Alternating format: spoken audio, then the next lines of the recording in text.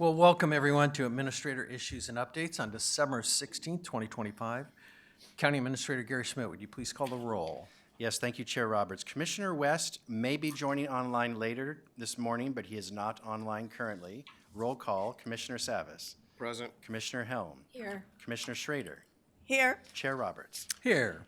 Thank you, Gary. Would you please introduce our first agenda item? Yes, thank you, Chair. The first several items are items that are for your consent agenda, but because they're either new or have a significant dollar amount, I bring them to you first at issues, so there's no surprises, and for you to answer any questions you may have before we put it on consent agenda. The first item is just that example, and this is for the clerk's office. It is approval of a contract with Clear Ballot Group for an election ballot tabulation system, annual software licensing and maintenance. Contract value is $851,415 for 3 years. Funding is through grants, clerk's office fees, and approximately $371,887 of budgeted county general funds. Clackamas County Clerk Catherine McMullen and Justin Larson, Elections Manager, will present. Go ahead, please. Thank you. Good morning, Chair Roberts and Commissioners. It's good to see you this morning. I'm Catherine McMullen, the elected county clerk and head election official for Clackamas County. I have with me Justin Larson, who is our elections manager. We are here before you with a contract for our ballot tabulation system. There is one typo on the subject line. It's actually for 4 years and covers 5 fiscal years, and that is accurate in the contract itself. It's something that I saw last night as I was reviewing this, so just a clarification on that. This contract provides setup, all the hardware and software materials, as well as paying for service and maintenance and training for those full 4 years. We currently have a ballot tabulation system. It has needed an upgrade. It has been something on my list of improvements as I took office.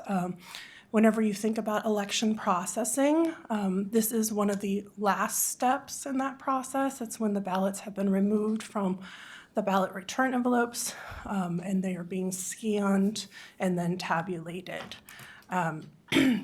If you have any questions, I'm here and happy to answer them. And then Justin is also here as well. All right. Commissioner Savas has a Yes, question. I do have a couple questions. So does this replace all of those tabulation machines? Yes, it replaces our current tabulation system Okay, completely. so how many machines is that we'll have? So we'll have 4 scanners as well as a build-in account. And then if you It would be a decrease from 6 scanners to 4 scanners at our higher speed. Okay.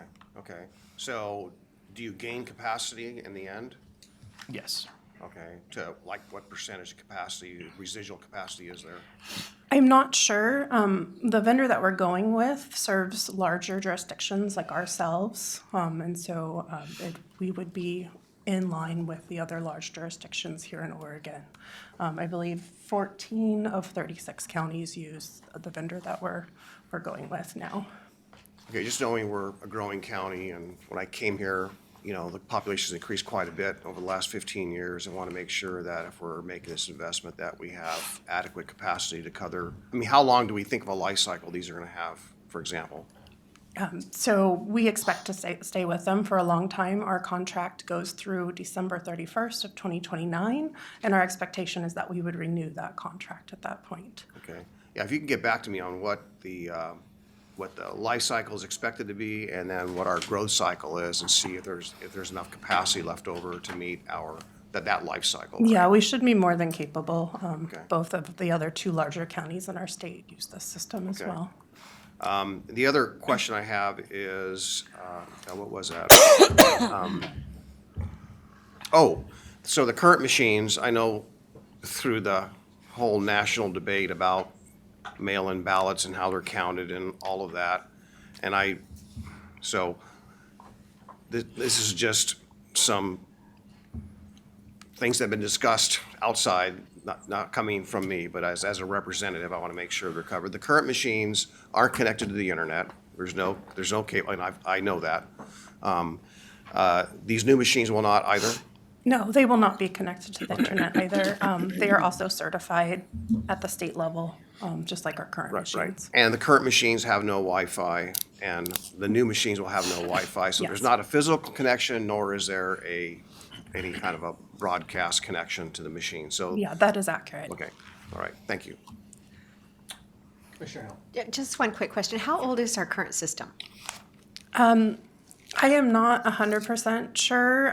It was upgraded. If I can ask Michael Newgard, who's behind me, if he has. I'm just curious because I'm always kind So of. 2020 was when they were last upgraded, correct? 2020, okay. I'm always kind of floored how old some of our systems are around here. But, and it's great that we're modernizing the system. Thank you. So 5 years old. For clarification, that is 1/3 of our current scanners that we received in 2020. 2/3 of our scanners are older than that. Oh. Any other questions? Well, I want to thank you both for coming today and taking the time to join us. Always, it's great to hear about the new technology and things that will make us all more efficient. And so it sounds like we'll be back on December 18th at our business meeting agenda for final approval. And just want to thank you both for an excellent job. And always nice seeing you, McMullen, out in the community so often. So really appreciate that. Thank you. Thank Thank you. you. We'll make the correction to the staff report as well. Thank you. All right, next is also the same item, or same idea, a request for consent agenda. We don't want to surprise you, so we bring it to you here first. It is a supplemental budget for Clackamas County, approval of a supplemental budget resolution for fiscal year 25-26. The fiscal impact is a net increase in appropriations of $1,563,691, including beginning fund balance, charges for services, federal, state, local funding, and general fund support for $100,000. Sandra Montoya is our budget manager, and she'll give you a quick highlight. Go ahead, please, Sandra. Good morning, Chair and Commissioners. Sandra Montoya, Budget Manager. ORS 294 requires that we do a supplemental resolution before you before a department exceeds their budget spending limits. Before you is a supplemental budget request that has 5 items totaling $1.5 million. And the first item is increasing general fund support, moving money from contingency into the operations of disaster management and tax title and land. $100,000 for the SNAP support and $466,000 for tax title and land program for a settlement payment. The second item is the sheriff's operation receiving a new grant, and so we're recognizing the revenue and also increasing the spending authority for the purchase of thermal camera equipment. The next item is, give me 1 second, I lost my space. It's the disaster management, that's the SNAP, sorry about that. The next item is an increase in pass-through payments. This is for public education and government, and we're recognizing beginning fund balance and increasing special payments. And again, this isn't our money, it's just a pass-through, but because we run it through our budget, we do have to bring that before you. And the very last item is for technology services, and they're recognizing an increase in beginning fund balance from what they originally budgeted, and also in applying that increase into operating expenses to cover contract renewals with VMware and Microsoft. So those costs are increasing at an index pace that's greater than what we anticipated. And with that, that's all I've got. Questions? Commissioner Savas. Yeah, so I'm good with this. This is kind of, well, I'll say routine, but this occurs a couple times a year sometimes, you know, maybe more than that once here and there, but for the most time, a couple times a year. So, you know, the Chair Roberts, I know you had concerns earlier in the year about supplemental budgets. I want to make sure you're okay with this. This is the how and the why we typically do it. But I think there was maybe some misunderstandings of what supplemental budgets were as far as recognizing new monies or grants and so forth. So just want to make sure you're okay with all this because you had raised that as an issue. Right, and it wasn't making reference to these type of supplemental budget transfers. It was basically approving a budget with the authorization to move ahead with personnel when the forecast was not able to fill all those positions, it had come back later. So I think it providing clarity that, hey, if we're going to fill these positions, is there adequate money there to actually fill them? So, and not really giving direction to come back as a supplemental budget. So I think that it wasn't making reference to these types of things, a grant in here and some of those things that, and on top of this was obviously a settlement that there was discussion about that's been pending, and all those things have kind of been ongoing. Okay. All right. Any other comments? So, all right, Gary, well, thank you very much. We sure appreciate it. So we'll be back on December 18th for a business meeting approval at that time. So thank you Correct. very much, Ms. Montoya. Thank you. Gary. Thank you. Next, advisory board and commission appointments. Andrew, go ahead, please. Mr. Chair, the Emergency Medical Services Council, staffed by Health, Housing, and Human Services, currently has one opening due to a term expiration. Recruitment opened to the public in October of 2025 and closed in November of 2025. One application was received and is recommended for appointment. The recommendation is as follows. Mike Bauer to a first term ending December of 2028. The Board of Commissioners could select other candidates or require further recruitment, Mr. Chair. Thank you, Andrew. Any questions from my colleagues? May I have a motion for this appointment? I move we appoint Mike Bauer to the EMS Council. Second. All right, Commissioner Helm has moved to appoint Mike Bauer to the EMS Council. Commissioner Savas has seconded that. Any further discussion? Seeing none, clerk, would you please call a poll for us? Commissioner Schrader, Aye.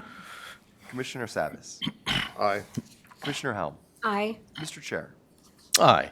Motion passes 4-0, Mr. Chair. Thank you, Andrew. And Gary, what is next? Great, thank you. Next is another item for consent agenda, seeking your approval or questions first before it goes to your consent agenda, and it is approval of a resolution delegating authority to the county administrator to execute closing documents for the sale of the Main Street Courthouse to level OCC-01 LLC. No fiscal impact, no county general funds are involved. I will present this. Commissioners, you've already approved the selling of the Main Street Courthouse in downtown Oregon City to Level Development Northwest, formerly Level OCC-01. There are several signing documents, quitclaim deeds, and other papers that need to be signed during your recess and going forward. And because of the number of documents to be signed, the staff and I are asking if you would allow me to sign those on your behalf so that it can be timely and we get the job done, mostly during your recess, but also when you're back, so we don't have to keep coming back and forth to you. So I'm respectfully asking your approval for us to put this on the consent agenda to allow me to sign on your behalf these closing documents for the sale of the Main Street Courthouse in downtown Oregon City. Thank you. Happy to answer your questions. Go ahead. So all the terms of which the board has discussed and so forth were within those parameters? Yes. Those terms? Yep. Okay. You've already approved that document. This is just to now execute. Okay, As you approve. and we expect to have that all closed out by, Tony, please come forward to help me answer that question. Soon, but let's get an exact date for you. Tony Marinick from the board. I don't need exact, but I just, Okay. a rough idea here. Tony, please. Commissioner, I don't have a specific date for you at this time. We are still working through some of the due diligence materials, but it could be tomorrow. They could say, we're ready to go, let's do it. It could be mid-January. Okay, all right, So soon, the next month. okay, that's pretty wide. Okay, thank you. All right, and not seeing any other questions, we'll see this back on the 18th of December, a very busy meeting agenda for final approval. Gary, what's Great, next? thank you. So speaking of that, review of your board business meeting agenda for this Thursday, December 18th, 2025. It will be your last business meeting for this calendar year. You'll have public communication, housing authority consent agenda, a public hearing transferring a portion of North Pine Street to the city of Canby from Clackamas County. Consent agenda for Clackamas County, and the 3 items you discussed today will be added. If you have any questions on any item, if you'd please let me know prior to Thursday, and I'll answer it for you, or I'll have staff in the room to answer it for you on Thursday. And Commissioner Schrader has a No question. questions, but I do want to let you know I will be traveling to see family, but I'm looking at the time zone change, and I would very much like to attend the meeting via Zoom since it's our last meeting of the year. So I'll work with my policy advisor to make sure we do that, and I'll be across the pond visiting the grannies. But because with what we can do today with technology, I'd really like to be here for our final meeting. So, Great, we will make it so for you. okay, Thank you. thank you. All right, that is my update on the business meeting agenda. Next, Commissioner Helm would like to discuss Fair Board liaison duties. Yes, thank you, Gary. When I stepped up to do this liaison position, I did not realize I had an impact meeting at the same time every month. So I've had conflicts attending. I was able to attend one of the meetings prior to starting with the impact. So I will need to ask one of my colleagues to step up and be this liaison. As you know, Laura Edmonds does a really great job attending every meeting and reporting back, but I do think we need to have someone there. They've gone through some changes, especially with Matt Bunch just being appointed to his new position. I really think that it would be good for one of us to be there occasionally at these meetings. Well, would you like me to do it if I check with Emily and see if I'm not having any conflicts? with Well, that, I certainly can't attend because the Okay, impact okay. meetings are the same exact time every month, so. Well, bring me back to my home turf. Are they going to be in the process of hiring somebody new then to replace Matt Bunch? Or essentially he'll be, since it's a part-time elected position, a lot of times people maintain their positions in I their don't know the jobs. answer to that, and Okay. Laura might because she just attended the last meeting, so Okay. she probably can get you up to speed on what's happening there, so. Okay. So he is allowed to remain a member of the Fair Board and be a state legislator. He Right, can do that's what I both. It's thought. up to the Yeah. Fair Board and Oh, him what okay. he chooses to do. Yeah. I've not heard that he's resigning. Okay, No. all right. They're not hired. I mean, Matt Bunch No, was he's a- not hired. No, They're he's not not the hired. director of the whole fair. No, he's the chair. Position. He's the He's the chair chair. of it, yeah. Yeah. Yeah, and nothing might be changing, yeah, I just think that it would be good for one of us to be there on occasion. I will try as much as possible. All right, then I move to appoint Commissioner Schrader as Fair Board Liaison. Second. Paul, don't look at me like I'm crazy. No, it's okay. Commissioner Helm has moved to appoint Martha Schrader as a Fair Board liaison. Commissioner Salvis has seconded. Any further discussion? I would like to just say thank you, Martha, for Yes, thank stepping you, up. Martha. I know you have a busy schedule. I know you're involved in NACO and many other things. and, It's a concern. If it gets to be a concern, you I'll bring know, it back to the and board. But so- it gives me another chance to harass my son who lives in Canby, so I'll get to see a little more. Very nice. So, thank you. So with that being said, clerk, would you please call the poll? Commissioner Savis. Aye. Commissioner Schrader. Aye. Excuse me. Commissioner Helm. Aye. Mr. Chair. Aye. Motion passes 4-0, Mr. Chair. And thank you, Andrew. Gary, what's next? Thank you. You plowed through this. This is the final item today is Commissioner Communications, and a reminder, you have a lunch event, so if possible to finish in 40 minutes, that would be great. Thank you. Would hope so. All right. So I would like to start with Commissioner Schrader. Well, I think, did I already talk about the conference in Texas? I haven't mentioned that yet. I think I did, didn't I? I feel still like I'm jet lagged at this point. Well, I had an opportunity to travel to Wise County, Texas, because at the National Association of Associations Conference, the new president in the beginning of December usually hosts a meeting for all the members of the board, and it was really a fantastic conference. The theme was telling our story, and so a lot of it was about how we work together with media, technology, and so on and so forth to get our messages out as commissioners and to get our story told of about what counties do and why it is so important that we do our work. Where oftentimes, what we've learned again at Wise County, it was reiterated that a lot of times we're that level of government where nobody's really clear, well, what do you do? And my answer has always been kind of maybe a little too flippantly, well, actually, I think we do everything. We do everything from human resource delivery systems, roads, dog control just came up as an issue this morning. We're involved in library systems. Some counties have hospitals, behavioral health, public health, and many more things that off the top of my head I can't list. But we're kind of that intermediate area that is like that nexus. We talked about this at the conference between the legislature and the federal government, counties and cities. And oftentimes, we're on the ground, the service delivery systems, and we're very, very dependent on our cities. Well, actually, was meant to say our federal government and our state legislature for the dollars that we need and use to actually perform the duties.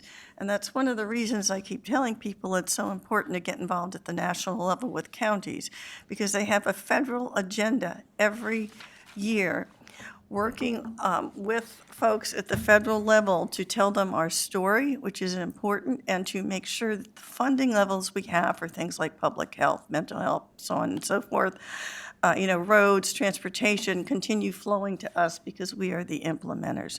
And one of the big successes that we talked about that we have just had is thanks to Senator Wyden and his colleague, I think it's Senator Crapo, if I'm not mistaken. Am I correct with that, Gary? No. Well, one of his, in any case, secure rural schools is a big, huge deal, not only for Oregon, but for most of the western interstate region here. And getting that passed and pushed through, because that replaces taxes that we don't necessarily get, because large portions of our land is under federal control. So this is an opportunity that we keep trying to keep getting it renewed, because it gives us the dollars that we need for services. So that's just one example of why it was important. Got to see a lot of colleagues from all over the United States, from Illinois, from New Mexico, from California, from New York, and it was a great experience. And I want to thank you, colleagues, for encouraging me and allowing me to do this, because I do believe our national involvement in this organization is extremely important and helps not only Clackamas County get the dollars we need, as I've already said, but other counties across the nation. So that's my report for today. I'm a little jet-lagged. I'll get jet-lagged again, but, I'm still vertical. Okay, thank you. Thank you, Martha. Commissioner Salvis. Yeah, a couple things. First of all, we had our budget committee discussion last week, and in conversations before then, during, and thereafter, I think there's still a little bit of uncertainty or confusion, or maybe some misunderstanding of what the numbers truly are, how much money there actually is in one fund of CCSO or another fund of the CCSO. I've been trying to keep Chair Roberts informed as best I could with some of this, and I was hoping to be able to talk and sit down directly with Sheriff Brandenburg. That's been moved to January, the third week of January, so absent any other opportunity, I won't be able to share with her some of the things, my findings, and still working on some of that. But what has come up in discussions is because of the, I won't say disbelief, but questionable, is there, was there this starting fund balance or not this starting fund balance? And how do we validate that? I mean, there was a discussion I had late last week, actually including yesterday as well, actually. So what I'm not proposing we approve it today, but I just want to put it on the table for today. And again, I shared it with Chair Roberts this morning, is what if we were to have either a work group or a subcommittee to help validate and understand what the numbers are. We have a levy we want to renew. We'll be talking about that a little bit later. We have the budget coming up. I really would like to have us collaborate and move forward on fact-based numbers and find agreement and clarify what is and what isn't. And I think the better off we all are knowing on the ground level what the facts are, what the numbers are saying or have been saying, I think it adds validity to it. So I'm suggesting something, and again, I don't have anything exact. I don't have an exact prescription of how this would be, but maybe if there were 2 people from the Budget Committee, 2 people from finance here at the county, 2 people from the Sheriff's Office Finance, maybe 2 people from the POA, the labor organization that represents the sheriff's deputies and others, and maybe 2 people from the Board of County Commissioners to kind of balance that out. That's just a rough sketch. You know, I'm not wedded to anything. But to try to hammer this out, you know, before things get underway, so we have mutual understanding and agreement on as many things as possible. I have done a lot of work, actually almost every day, including the weekend, on some of the numbers, and I'll be sharing some of those later today when we talk about the levy. But we need to make sure that we're making sure we're collecting the right amount of money for the services rendered, so that we're not at a loss. And I think that the loss that we talk about, or maybe the shortcomings that we're talking about, are because things haven't been properly accommodated for in either contracts with cities and or the levy itself at the beginning or in other things. And some of this we've known for a while, such as ELED, that was recognized a long time ago. But I think we all got, as I understand it, as of yesterday, we all got a briefing from the Fleet Department from CCSO. So I have a list of questions. I'm waiting to get responses back so I can hammer that out. But my numbers are rough, and I'll share some of that a little bit later. But again, the better agreement, I'm just suggesting that there's a work group or a committee that we maybe consider that. I just want to bring it to all your attention today. The second thing, I was kind of quiet yesterday. We met with Kaiser, had a nice little presentation and meeting at Kaiser, and I was kind of biting my tongue because it's not anyone's fault. But I just want to make sure people know, and this, I came aware of this years back when I was working with ALC, because there was some proposed legislation that would look at hospitals and figure out a way to get them to pay some share of property taxes, because most of them pay 0. And I don't think people really realize that. They are exempt because they have a nonprofit status. So I just want to bring to my attention that while all that work is being done and all that investment is being done, there's no assessed value change to that. And really, the state benefits when there's more employment, clearly, because they live on the property tax, but we don't get a portion of that. But I just thought I would just bring that all to your attention. The good news is that Kaiser is expanding capacity at their facility on Sunnyside Avenue. That's great. They're going to bring more jobs and construction jobs building this. It was a very great presentation, very excited. They have been investing and improving and adding additions as long as I've been around. So this is just another continuation. But it was really nice to see the renderings and get some more background to it. But I did want to just kind of bring that to your attention, that does not, we don't collect AV unless something's changed. I don't think that legislation ever flew, actually, to try to get some kind of remuneration back. But that's a lot. That's what I have for today, so I'm keeping it short, and we're way ahead of time, Gary, by the way. Unless Craig and Commissioner Helm go on and on for hours, I think we're safe. I'm going to go on for hours. Uh-oh, here we go. I know. Right here. I do have a couple of things. I want to bring up, I wanted to give you an update on the 82nd Avenue Transit project. I attended an in-person meeting on Friday morning at PCC East, and really good conversation. They're kind of on a path to, keep going with this project, which I don't disagree with.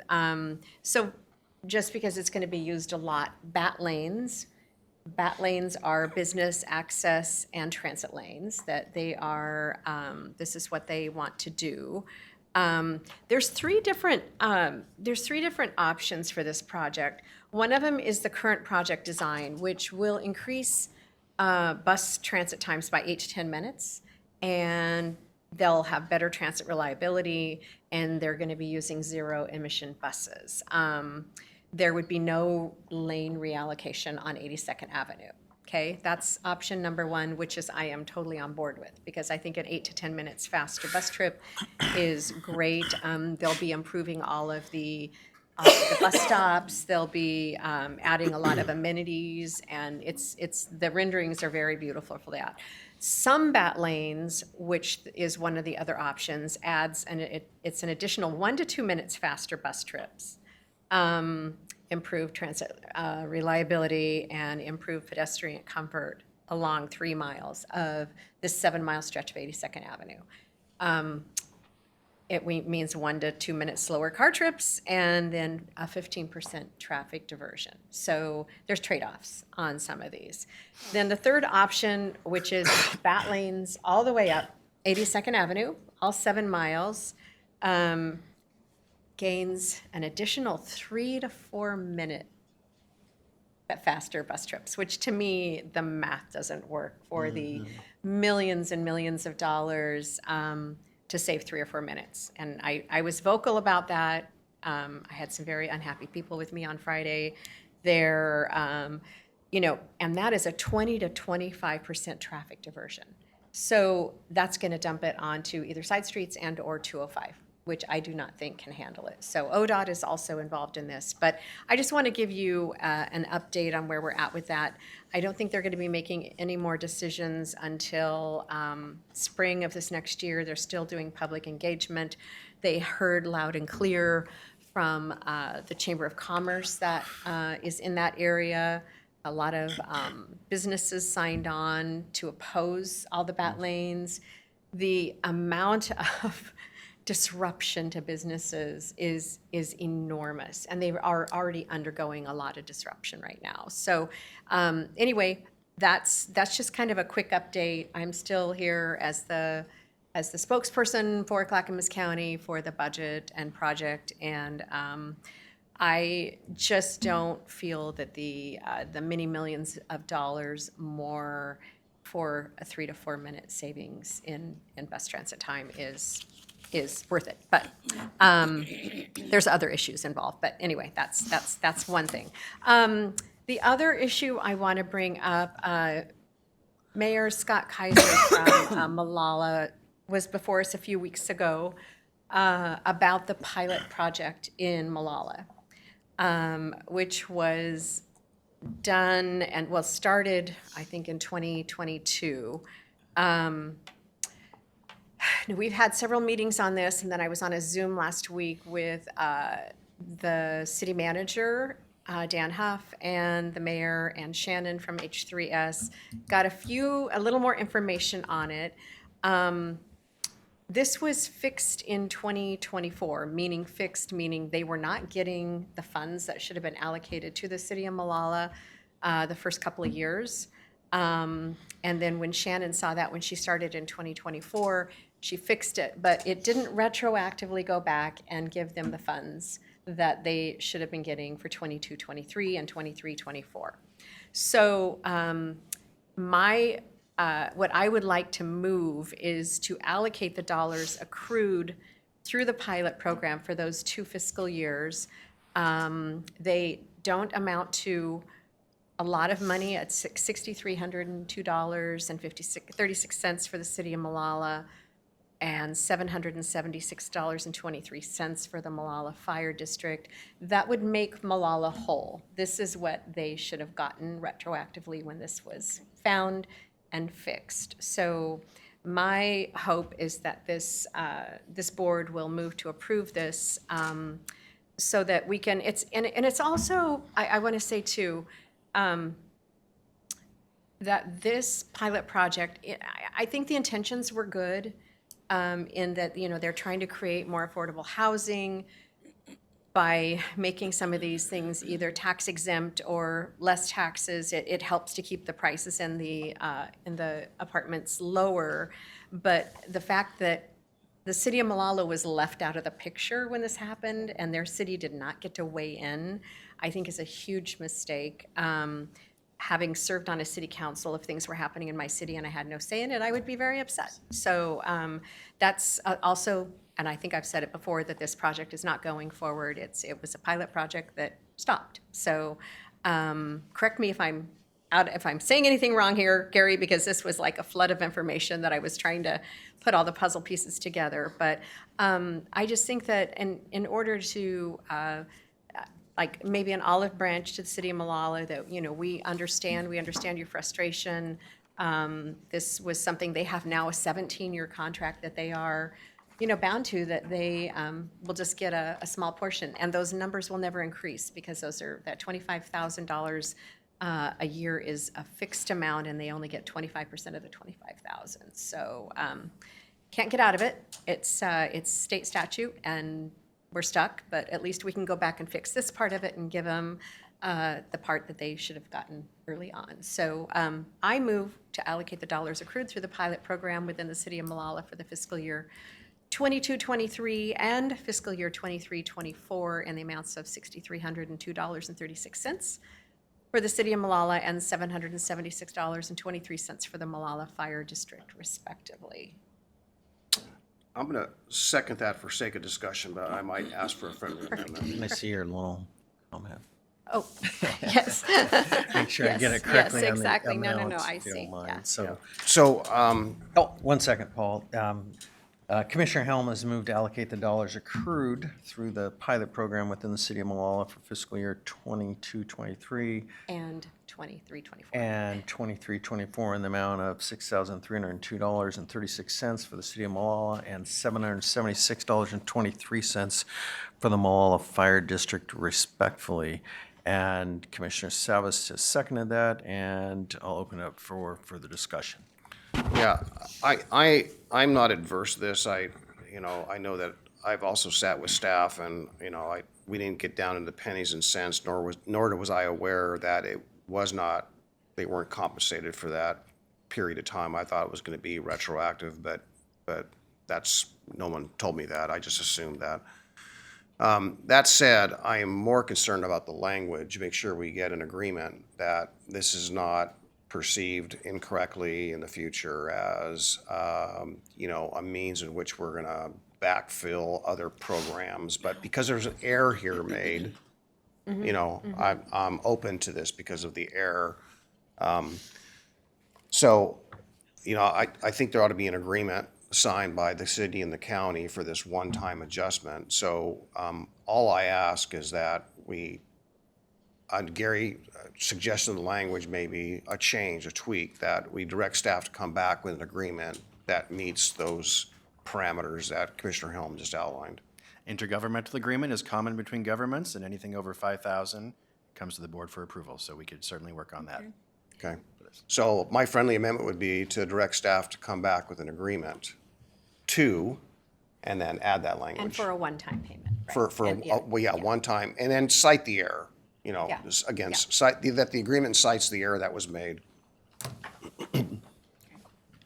Yes. So further discussion, Gary, did you see any concerns in kind of making sure that we're public notice and all that stuff? I just want to make sure. Sure. So this PILOT program is a housing program through our housing authority. It's state law. We were able to do it. It was a housing authority project, not a city project. So it's totally the authority of the housing authority.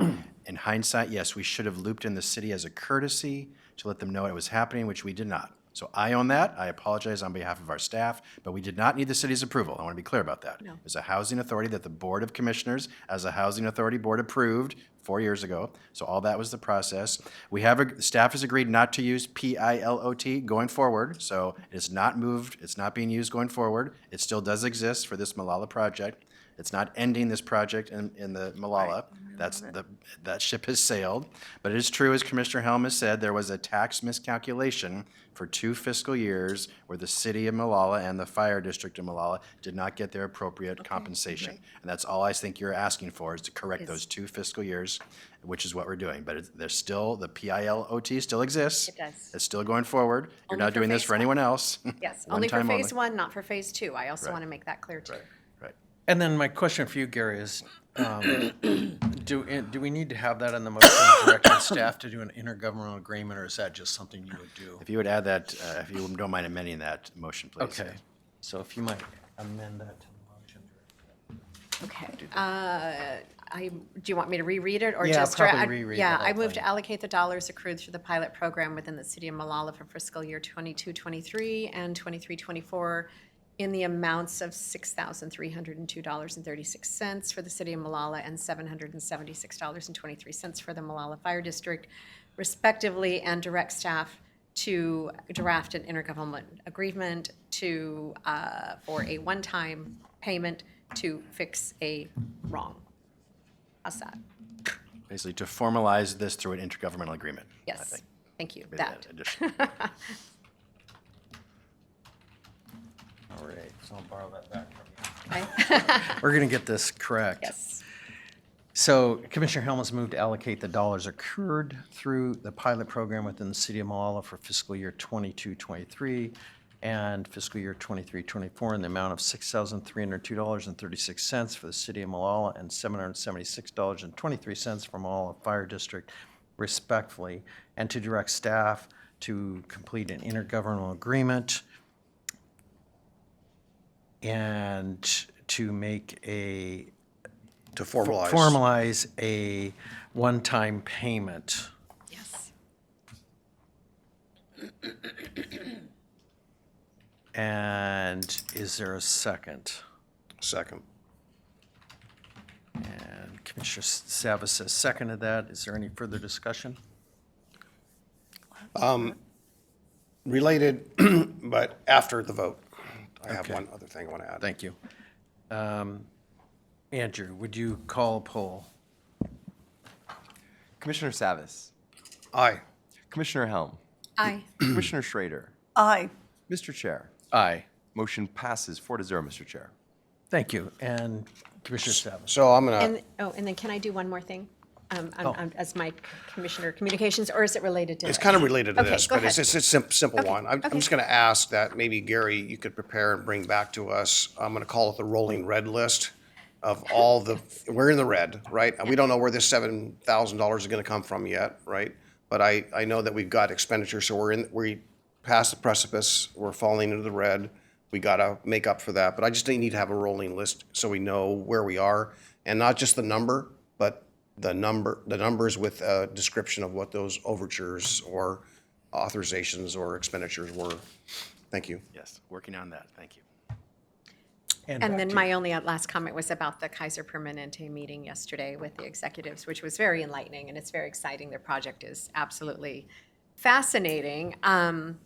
In that, too, that it is going to be the only fully electric hospital in the state of Oregon, which I think is noble. I think it's great. Their energy center that they're building on the campus is also pretty fascinating. What came to mind, and I wanted to ask them too, and I keep going back to the ice storm of 2021 when they didn't say if the power goes out, they do have backup generators, which I'm assuming are also electric and powered by what? And is it diesel? Yeah, it Obvious- was diesel. He did mention diesel, but during 2021, during the ice storms, the diesel trucks could not get to the fueling stations to refuel the fueling station. So it's another one of those tools in the toolboxes. I know that there is a big push to eliminate Northwest Natural Gas, but that would be a case where it would be wise to have Northwest Natural Gas as a backup system. And it just kind of like alerted me because I remember Wes at the Tri-City plant were having trouble getting diesel trucks to the plant to operate their generators. So just a thought. I don't disagree with any of that, but it makes me realize we need to learn from our past too. So great group of people. This is a beautiful project, and you're right. You can't see what's been happening along Sunnyside Road. they've demolished, what, one or two buildings entirely, and it's like, you don't see, it's like, maybe it happens in the middle of the night or by magic that the trucks are coming and going with all of this millions of shovels of dirt that they're taking away. So anyway, that was exciting. But that's it. Back to you, Chair. Oh, thank. Just a couple quick comments on. Sorry, Oh, Martha. whoop. Sorry, Oh, Martha. I I'm just wanted sorry, to make a Martha. comment to Paul's point about it being a nonprofit. That's true. But one of the ways I look at it, I'm so glad they're there and doing this because we identified healthcare as a sector, a prosperity sector way back in, 2003, 4, or 5. And so we get the property tax piece, but it's the jobs piece Yeah.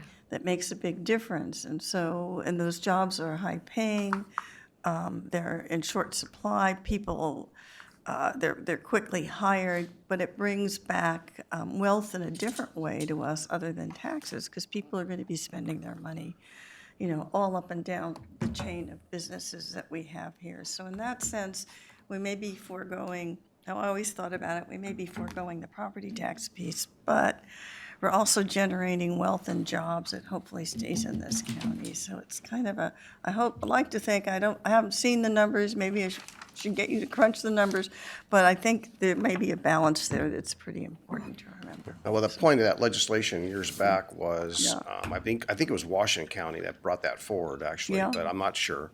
But the point was is that, okay, state of Oregon, congratulations, you're going to get all this Right. revenue from the payroll and all that, but, could you look at maybe, Some of it don't coming give to us any us. more unfunded mandates, and maybe, and by the way, help us with the mental health aspect of this Yep. for Yep. funding, because that's where we're short. Just realize that we're taking a cut, Yep. state of Oregon, and you're not. That was the message of the legislation. Well, we should, again, get the legislation, get them share a little more, because that's their biggest problem, has always been unfunded mandates, so. And I'm getting the direction from my All right, we gotta, leader over Moving here on to to- step it up. So I will make it really quick and short here, just really to follow up on my colleagues. It was a fascinating time to visit Kaiser and really get educated about some of the things. I've seen some documentaries on Kaiser before, an amazing concept. And I thought what was interesting is it's the 50 years of serving, particularly residents and beyond of Clackamas County. And when you look back in time, it looked like in 1959, they had Kaiser at Vanport. So it's, and in 1975, Kaiser actually was built on Sunnyside. So really also kind of following up on some of the comments, Paul, I just wanted to quickly highlight, they're looking at about 308 beds, 7 stories, about 615,000 square feet. 192 medical surgeries, 650 contractors and tradespersons will be brought in to help build this project, and about 900 construction workers on site. So it sounded like very exciting for the opportunity for jobs, and that people will unfortunately have some health issues be seen at Kaiser. I'm sure they'll be utilizing surrounding hotels and other facilities. So on one hand, it is also kind of a boost to the economy, and very exciting to really see. They're also using mass timber as a structural design, and I think I was amazed. I think they said they had to buy 2,000 doors. And so I thought, wow, where are they getting these doors from? So it is going to boost the industry, so very exciting. I know we're running out of time. Gary's got me directed to be at our next meeting. I just want to remind folks, we're going to be back here at 1:30 for a policy session. So with that being said, we'll conclude today's meeting. Thank you.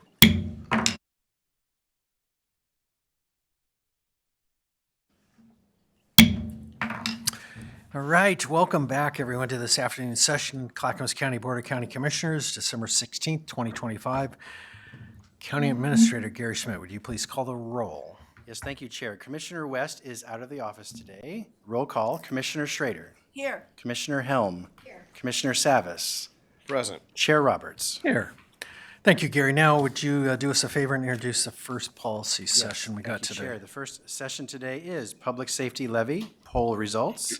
Presenting is Sheriff Angela Brandenburg, and Maggie Simich from Pentinkin Research Strategies, who helped conduct the poll. And just before you begin, I want to recognize Sheriff Brandenburg, who received the Oregon Sheriff of the Year Award from the Oregon Sheriff's Association. So her 35 peers in the state recognized her, chose her unanimously to be Oregon Sheriff of the Year. Congratulations, Sheriff Brandenburg. Thank you very much. Appreciate it. Congratulations.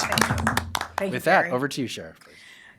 Chair Roberts and Commissioners, today we're here to discuss the renewal of the Public Safety Levy. As you're aware, the current 5-year levy cycle is set to expire December 31st, 2026.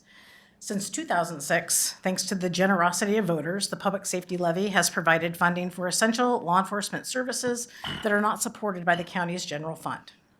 With me today is Maggie Simich, and I just want to talk a little bit about Maggie's and Pentinkin Research Strategies as well. So Maggie is a partner and a vice president at Pentinkin Research Strategies, the polling firm hired by County Administrator Schmidt to conduct the levy research. So thank you, County Administrator Schmidt, for that. Maggie has worked with Pentinkin Research Strategies since 2014, when she began polling on local bonds and levies in Oregon, including the Clackamas County Sheriff's Public Safety Levy. She's a graduate of Lewis and Clark College with a bachelor's degree in political science. Maggie has served as project lead on dozens of research efforts for government institutions, political candidates, nonprofits, local municipalities, and school districts. She has a particular focus on qualitative research, including online journaling, discussion boards, and focus groups to better understand voter perspectives and how residents absorb information leading up to critical elections. Pentinkin Research Strategy is a disability and woman-owned Pacific Northwest-based public opinion research firm that provides high-quality, accurate data for clients across the country. The firm specializes in research for municipalities, counties, community colleges, school districts across Oregon, Washington, Montana, Alaska, and Idaho. Their clients include TriMet, Clackamas County, Lane County, Washington County, and numerous cities, colleges, school districts throughout the region. Pentinkin Research Strategies has conducted levy research for several public safety levy cycles. And with that, I'll turn it over to Maggie. Thank you very much, Sheriff Brandenburg. So I will go ahead and walk us through the survey results. So starting out with a little bit on methodology, we conducted a survey of 400 likely voters within Clackamas County. We used a multimodal approach, so it was a combination of telephone interviews using professional interviewers. That's obviously to a combination of cell phones and landlines, properly distributed based on usage. And then also we did solicitations via text to web. We used a voter file-based sample, and then the poll universe was diminished to reflect a May 2026 likely electorate. We then used weights as well to reflect a likely May 2026 electorate. I wouldn't be a good pollster if I didn't say that polling is a snapshot in time. So the little snapshot in time we're looking at here is October 28th through November 3rd of 2025. The margin of error is going to be plus or minus 4.9 percentage points. Anytime I'm talking about a subgroup, so younger voters, parents of young kids, anything like that, the margin of error is going to vary and be higher just because we have fewer interviews behind each cell. We also talk about younger and older voters, which is an arbitrary break at age 50 throughout. Looking at our regional definitions, these are defined by city within the county. We have sort of the Mount Hood region, East Metro, West Metro, South County, and then Rural Central as our regions here today. So starting with the levy itself, we start with some sort of atmospheric questions to get a sense of how voters are feeling in terms of performance of the county broadly and the sheriff's office specifically. Here we're looking at satisfaction with how Clackamas County government spends the tax dollars it receives. Right now we've got sort of a narrow majority saying that they are satisfied with how Clackamas County is spending taxpayer dollars. 51% are net satisfied, 41% net not satisfied. I do want to highlight, so we obviously have data from previous levy surveys looking at 2016 and 2021, but I do think it's important on this slide to note that we are looking at different electorates in each of those surveys. So the 2016 survey was looking at a November 2016 electorate, so that's a presidential electorate, very high turnout. In 2021, we were looking at a much smaller May 2021 electorate, so obviously it's much smaller sort of municipal type level turnout, much lower turnout in Oregon. It's about 30% in an election like that. And then this year, obviously, we're looking at a May 2026, which is a little bit in between the two. So higher turnout than a May 2021, but still not quite at presidential levels of turnout there. So that can account for some of those shifts, right? So when you look at these super informed voters that are voting in a May 2021, so obviously that's that universe of voters skews older, they skew more partisan, they tend to be a lot more satisfied, those sort of like engaged folks. When we include sort of the broader electorate, we see satisfaction go down somewhat. We then have on the next slide a question, a right direction, wrong track question, which is a very standard question to include here. And folks actually lean negative in terms of the trajectory of the county. So 36% say that they think that the county's headed in the right direction, 48% say that they think it's off on the wrong track. Amongst those right direction voters, they're actually pretty divided on the levy, 46% yes, 43% no. But those wrong track folks are very sort of pessimistic in general. So they not only think the county's on the wrong track, but they also are far more likely to vote no, 31 to 59%. We then asked specifically about the quality of service provided by the sheriff's office, and this is another place where, again, we're looking at different universes in each of these polls. We are at 64% net satisfied, 19% net not satisfied. That is a decline compared to both the 2016 and 2021 data sets, but is still a very high level of satisfaction with voters to be at, almost 2/3 saying that they're satisfied with the performance of the sheriff's office. On the next slide, I will also note that sheriff's deputies themselves are incredibly popular. So 59% of voters, likely voters, have a favorable impression of their sheriff's deputies. Just 9% have an unfavorable impression. And that's right in line within the margin of error of what we saw in 2021, where we had 62% favorable, 4% unfavorable. We then had this question about types of crime that folks are worried about within the county. And how worried they are about each type of crime. We do see some shifts in the data compared to 2021. We see notable increases outside of the margin of error and the levels of concern around child abuse, school safety, drug trafficking, sexual abuse, and then also human trafficking and domestic violence. Those items are also just at the top of the list in general. So specifically, I want to call out child abuse, school safety, and drug trafficking as really serious levels of concern. You have majorities of the electorate who say that they are very worried about that type of crime. So that's worth noting here. I will also note that that sort of lower level items include things like traffic safety, gang violence, those sort of things are sort of lower tier items overall. We then tested sort of simulated ballot language for a levy. So, knowing that that's the one piece of information that every voter is actually guaranteed to have, because it's what appears on their ballot, it's best practice to test actual ballot language. And the initial ballot language we tested was for a 69-cent increase over the current rate. A levy designed to prevent reductions within that gets to 50% net yes based just on ballot language alone, 37% net no, and 12% undecided. The intensity of feeling is actually divided, so similar numbers either strongly voting yes or no on the levy just based on ballot language alone. When you look at sort of where folks fall on the levies, we certainly have sort of like a bipartisan coalition backing it, at least initially, based on ballot language. So base supporters, those strong yes voters, these are kind of like the core folks that we can count on. They tend to be union households. They're regionally focused in the South County.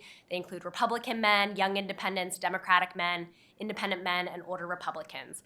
I also probably should have noted this at the outset, but whenever I'm talking about partisanship here, that's based on registration on the file here. So that's, I'm referring to them as independents, but what we're really looking at there is non-affiliated voters on the file.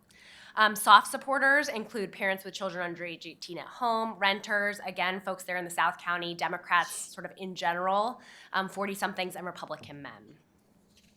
I would say in any campaign, our priority number one is consolidating those soft supporters, so moving them from a soft yes to a strong yes, and then priority number two is persuading those undecided voters. So we then tested 4 different price points for the levy, starting at the 69-cent increase, which would maintain existing sheriff's services, 5 detectives who investigate elder and child abuse and human trafficking, the sheriff's drug enforcement team, body cameras, 34 neighborhood patrol deputies, and 84 additional jail beds.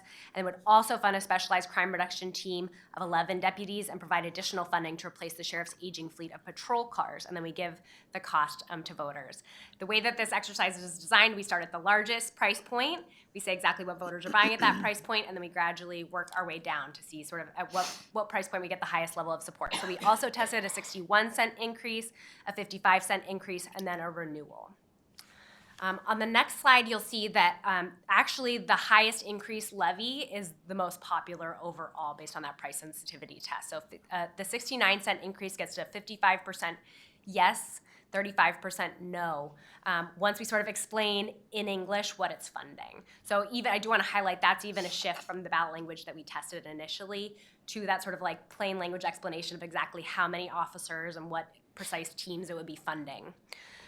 We also see that it has the highest level of strong support.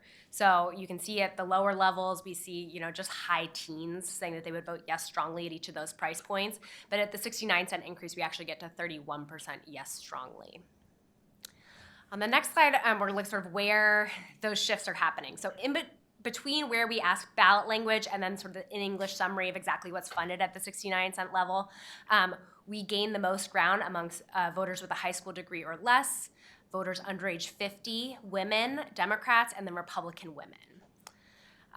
Looking at sort of where, on the next slide, where we lose ground from that highest price point to the second highest price point, it sort of spans partisanship. It includes folks in West Metro, those with an associate's degree or less, 40-somethings, independent women, Democratic men, college Democrats, college independents, and then 50-somethings.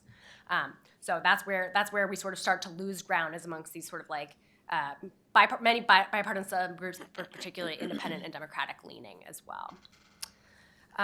With that, I'm happy to take any questions that y'all might have about the polling.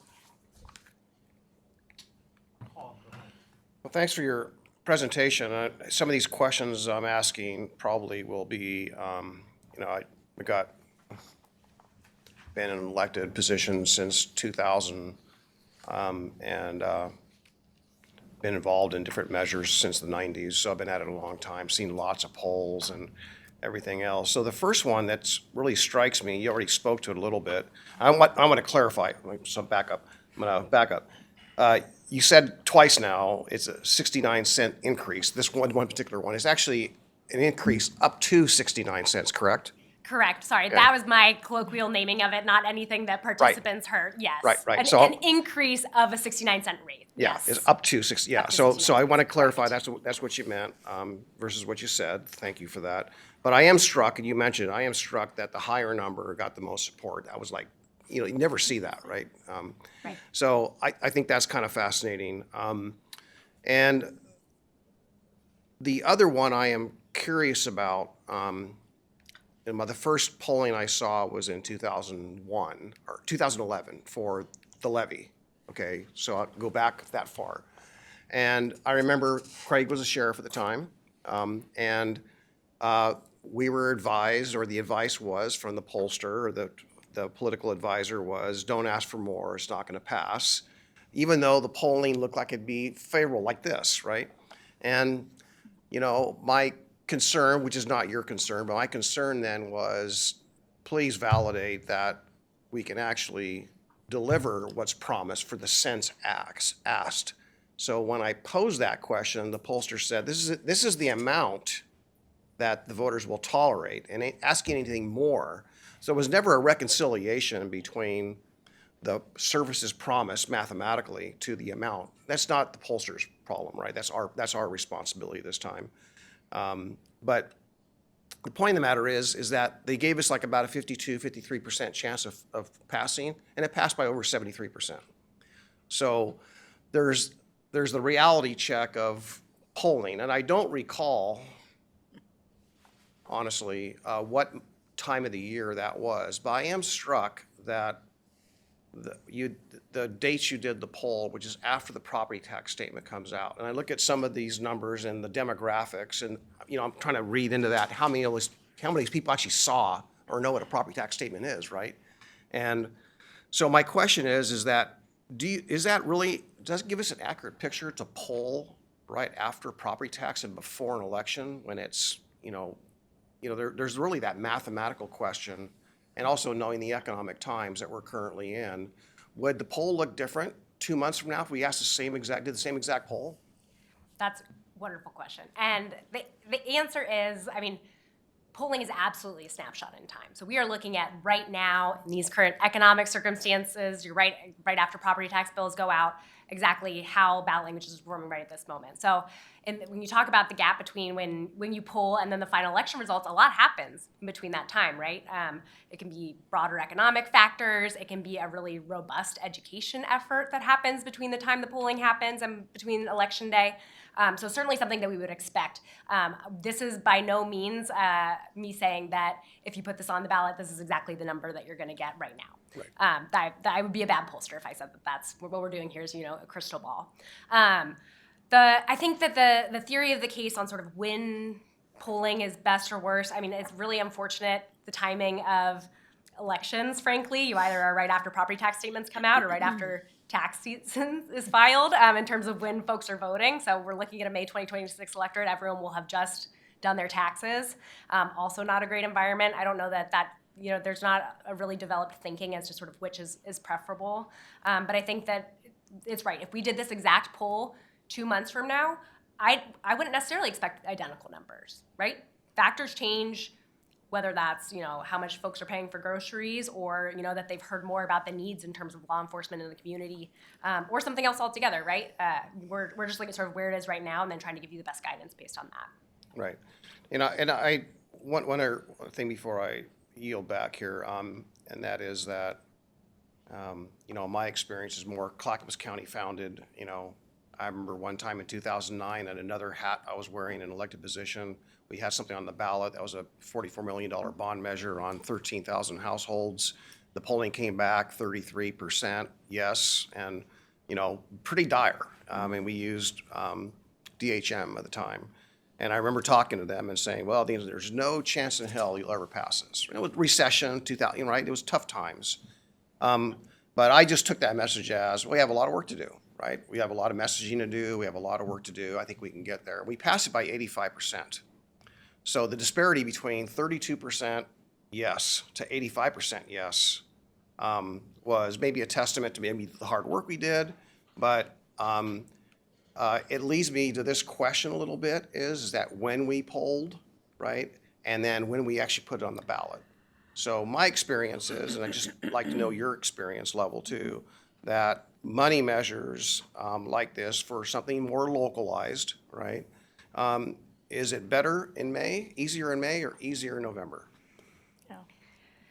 Unfortunately, I don't have a great answer to that. There's kind of not a great time right now, to be totally frank. I think it's gotten increasingly hard to pass money measures. I will tell you, this is one of the few sort of positive leaning data sets I've presented recently. Folks are really struggling out there, and they're taking it out on their willingness to support tax increases or even renewals.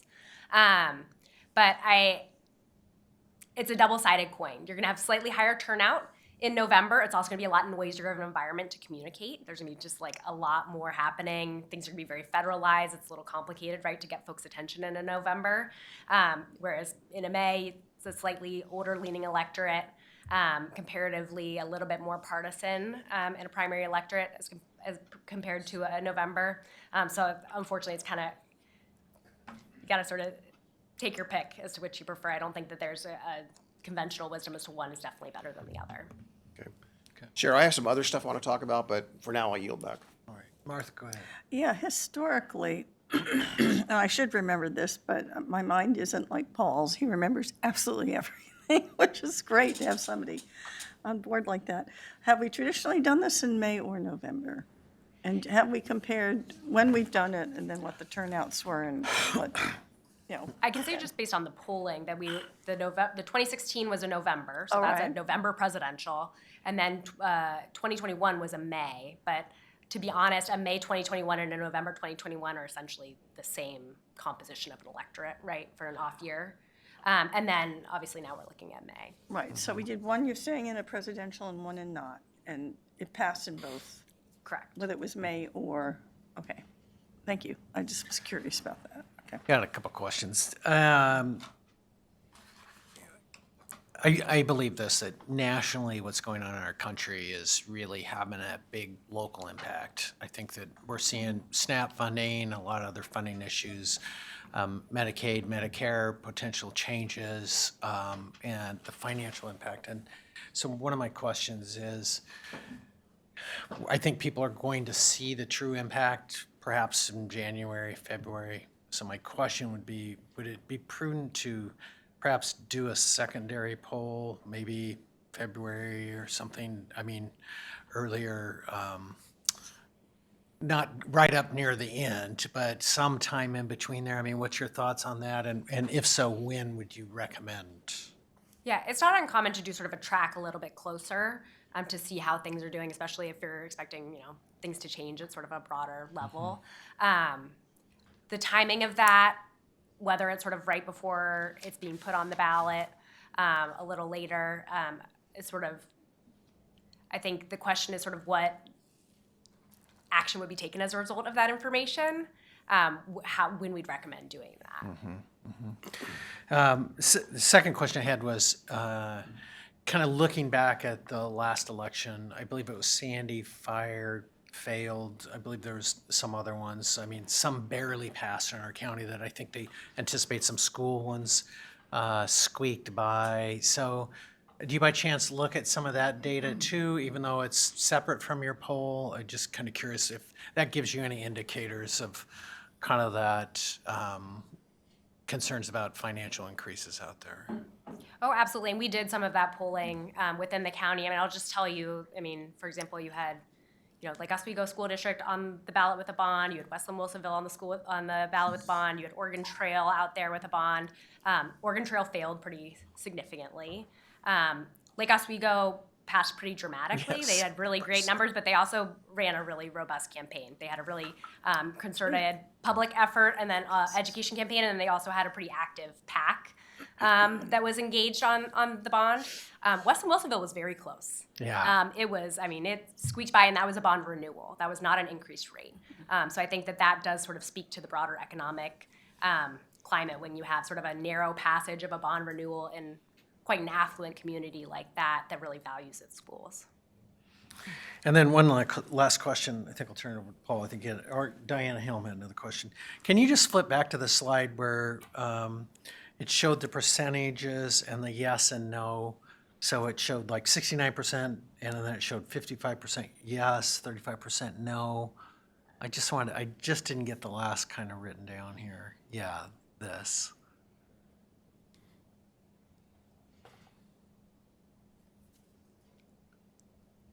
And strongly supported. And wasn't there another one on, I'm trying to think on there, one So I was, think 2 slides from here, there's like the price sensitivity. yeah, slide, which right, shows there's all the another one, different- 55 or maybe cents one and just more, the flat sorry. renewal. Okay, I'm just trying to look at those I numbers. think the next one has the actual numbers. That's the one I was looking Yeah. for, yeah. So Paul, why don't you go ahead and ask your question? I just want to write down a couple of these. I Oh, know well, I have- actually, it's Commissioner Helm was, Oh, I'm sorry, Commissioner. Well, I just wanted to ask, backing up to the Lake Oswego, didn't their polling show that it was going to fail?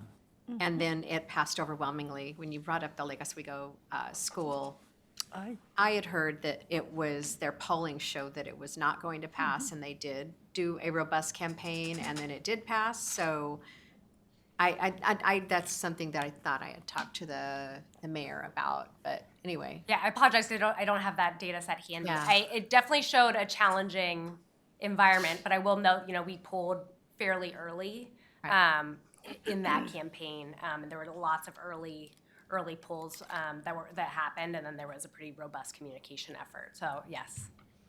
Well, and that is a lesson, I think, for us, that if with an educational, robust campaign, we do a lot of good things, and I think that sometimes people don't recognize it. So that's a time when you toot your own horn and say, "Here's what we have done," and spell it out. And we want to keep doing a good job. Help us keep doing a good job, and kind of keep it more positive. But I think our timing for this poll was probably terrible for property tax time. But okay, thank you. Paul. mine's more, I want to ask the sheriff a couple things. Oh, okay. So it's not towards Maggie. Go ahead, Mark. No, go ahead, Paul, I'm okay. Are you sure? Lost it. Yep, absolutely. Wait, So,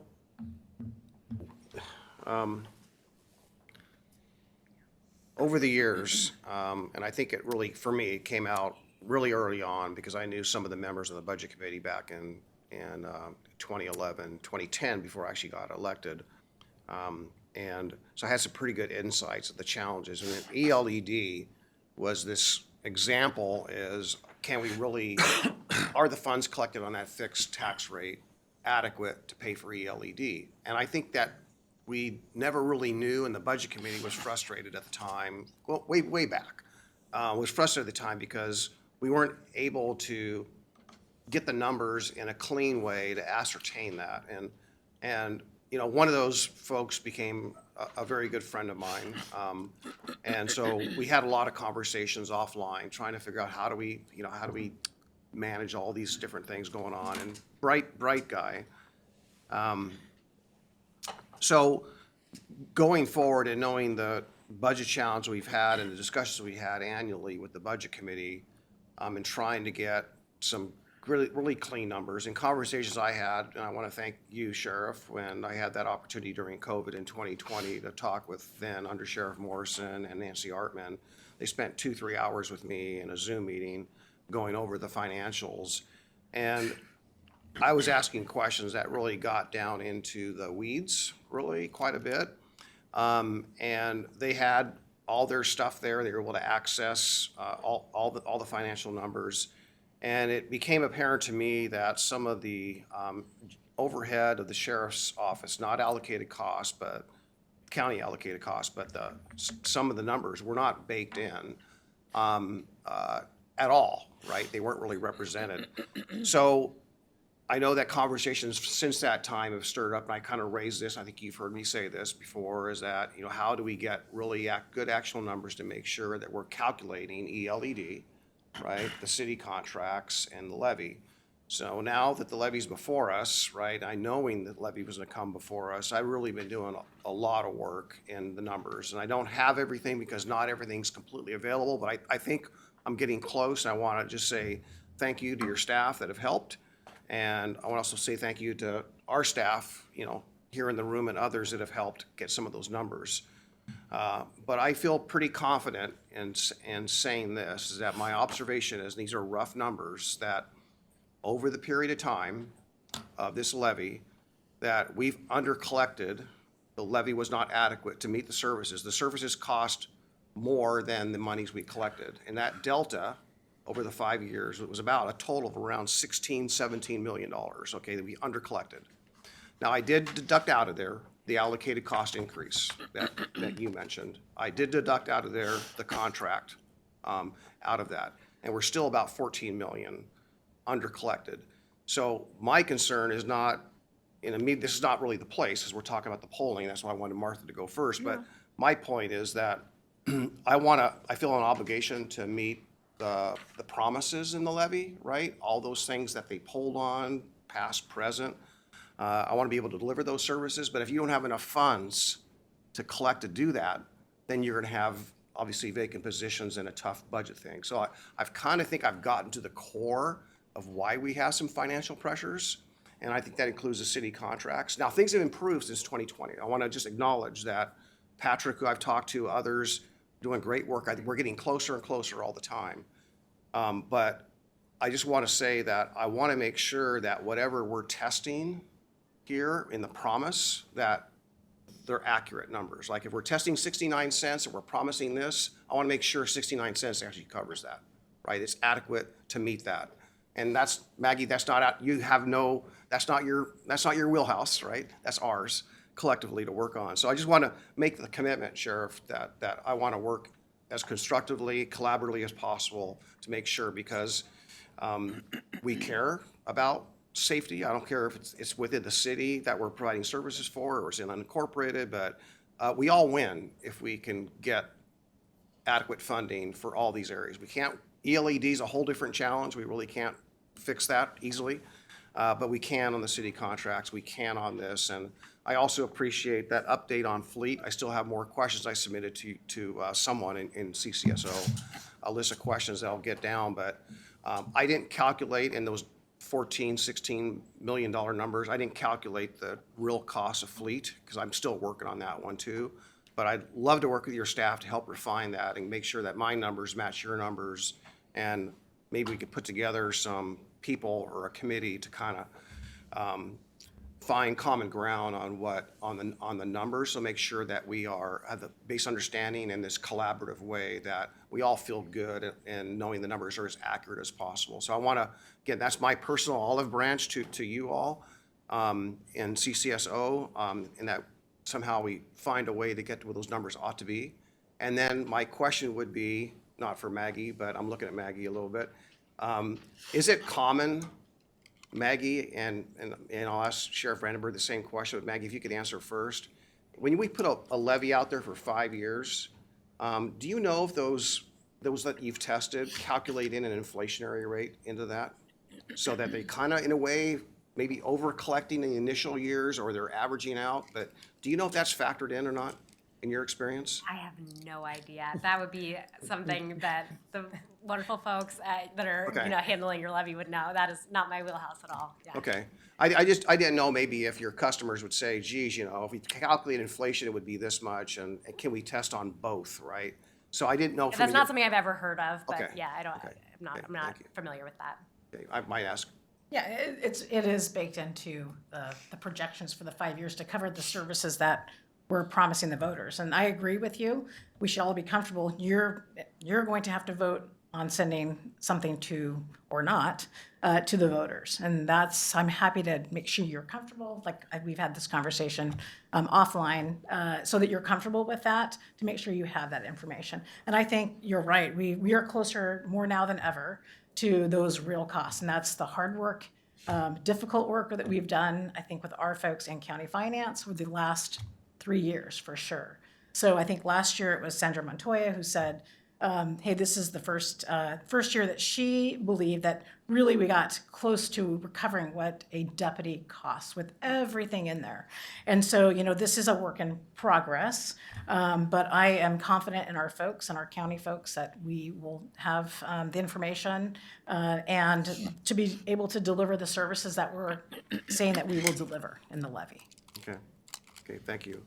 So I'll close with this for now, and that is that I sense, and I don't have the math right in front of me, to say, geez, if we are off that much, and maybe it's not 69 cents, it's 74 or 75 cents. But what strikes me, I kind of mentioned earlier on, the more we ask for, the more positive the feedback. So it sounds like the message and the services promised for delivery are attractive enough to where we're obviously close. It's just a matter of matching up the dollars. So I know it's hard for you to say, if you tested for 6 more cents, would that be, would it go this way or would it go higher? I don't Yeah, know. it's tough to say. But it definitely feels like the voters are really passionate about the projects that are being funded, by the services that are being funded by the levy. And especially when you look at sort of where concern about certain types of crime has increased markedly over the previous survey, right? Those are a lot of the areas that are being targeted by services. And so it makes some intuitive sense that at the higher price point, there are higher levels of support, particularly when at the renewal rate, you're essentially looking at a cut in services, which is, I think, kind of a tough pill for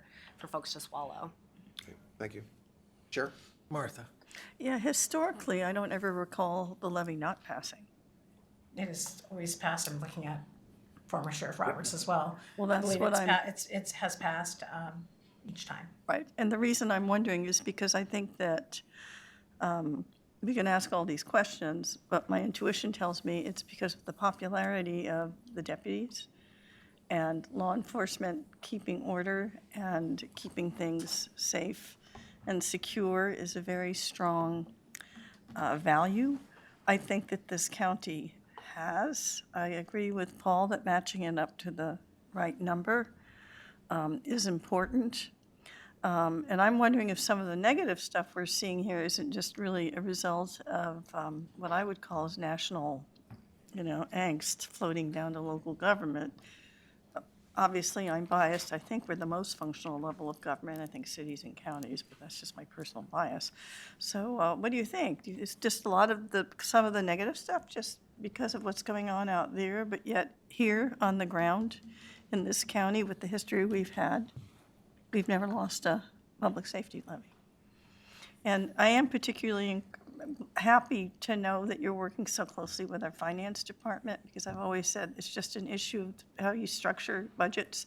And once you get to the same point of how it's structured, then things become clearer, and it makes it easier on all of us. So thank you, Angie, for that. I appreciate it. And I just had. Chair, I just have a quick Yeah, point sure. here. Yeah. And I think that people do feel safe here in the Oh, yeah, county. they So do. we are the safest 3 years in a row of one of the safest, largest counties. It's a double-edged sword, I think, though, because you see some of the, I think you do a good job, and people know that it's safe here. It's a double-edged sword, I think. But it is safe, and people appreciate Always. living here, recreating here, having businesses here, and and it's not me, it's the deputies, it's the staff who do the hard work every single day to keep this county safe. And they do an amazing job, and we try and tell the stories as much as we can, but it's a great place to live. I'm happy that I live in Clackamas County. And intuitively, like I always say, you can never make it safe enough. Okay, that's the message I think I get from the voters here, and I am a little concerned about the polling numbers. I wish they were higher, but like I said, historically, public safety has always done well in all of our communities. So I will no longer overspeak. Here we go. Yeah, just a couple quick comments that historically it had failed. Before I took office as sheriff, it had failed pretty significantly. And I do think it also, it's my assessment, might not be expert with a pollster, but I think that dollar amount got too much. And I also think that it was a wide message that covered a lot of stuff. And I think we've learned a little bit as focus that this is what you will get for what you pay for. So I think that might have changed things a little bit. I know that first one was difficult to get past.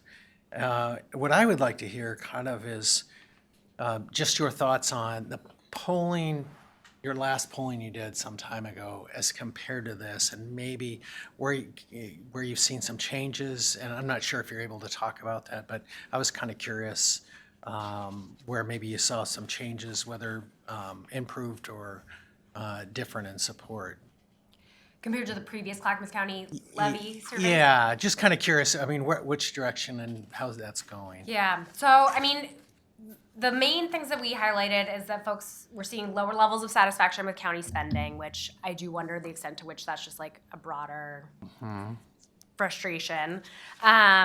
Similarly, we see a little bit of a downtick in terms of levels of satisfaction with quality of service from the sheriff's department. We do not see any sort of movement on popularity of sheriff's deputies. So I also, that feels like more that, maybe they get the sense that funding is tight.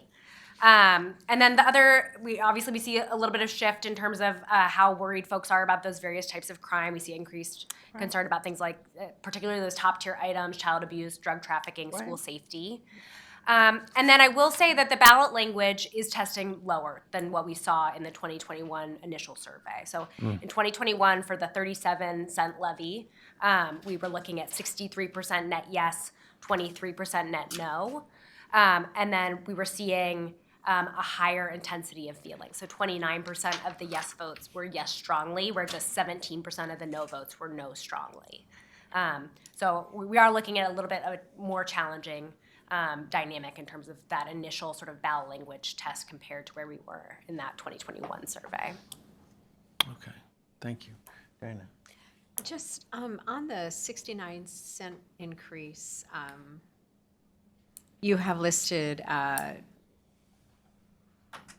maintaining existing services, and adding 84 additional jail beds. How would we add 84 additional jail beds? That's the existing That's services. maintaining the existing. So That's that initial sentence is saying maintaining the- okay, maintaining the okay. existing services, which includes 5 Okay, detectives, okay. 84 jail beds. 84 additional jail beds. Okay, made it sound like we were adding.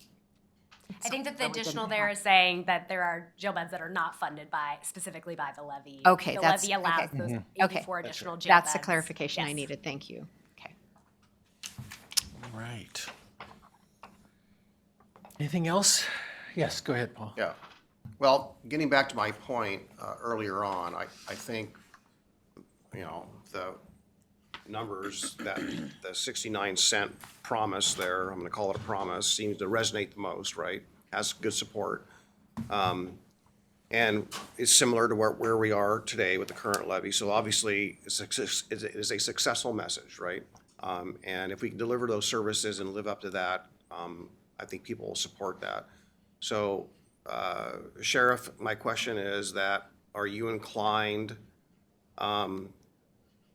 even with the poll results, are you inclined to go for this offer? Or this message, or are you inclined to cut the message and reduce the amount to try to match economic times? And what's your inclination? Yeah, I mean, I think that's a discussion for the board. I think we're talking about January session coming back and discussing that. I mean, I think we have to look at the polling. I can tell you that the polling that they have done has been spot on. And so I was also surprised to see this, but I think it's a discussion for all of us to have. Great. Okay. Anything else? Well, again, my commitment will be, and I hope that we can get our staff together and see that as soon as possible, hammer out the numbers so we get the ask, the financial number, the ask, 69 cents or whatever the number is, make sure that's as accurate as possible for the message, and then calculate in some kind of inflationary piece of that that's reasonable. Right. Well, Sheriff, thank you very much, and thank you, Maggie, and please tell Ben thank you as well. And I think we'll just take a quick, short 5-minute recess before we start the next issue. So we'll take a short recess, 5 minutes.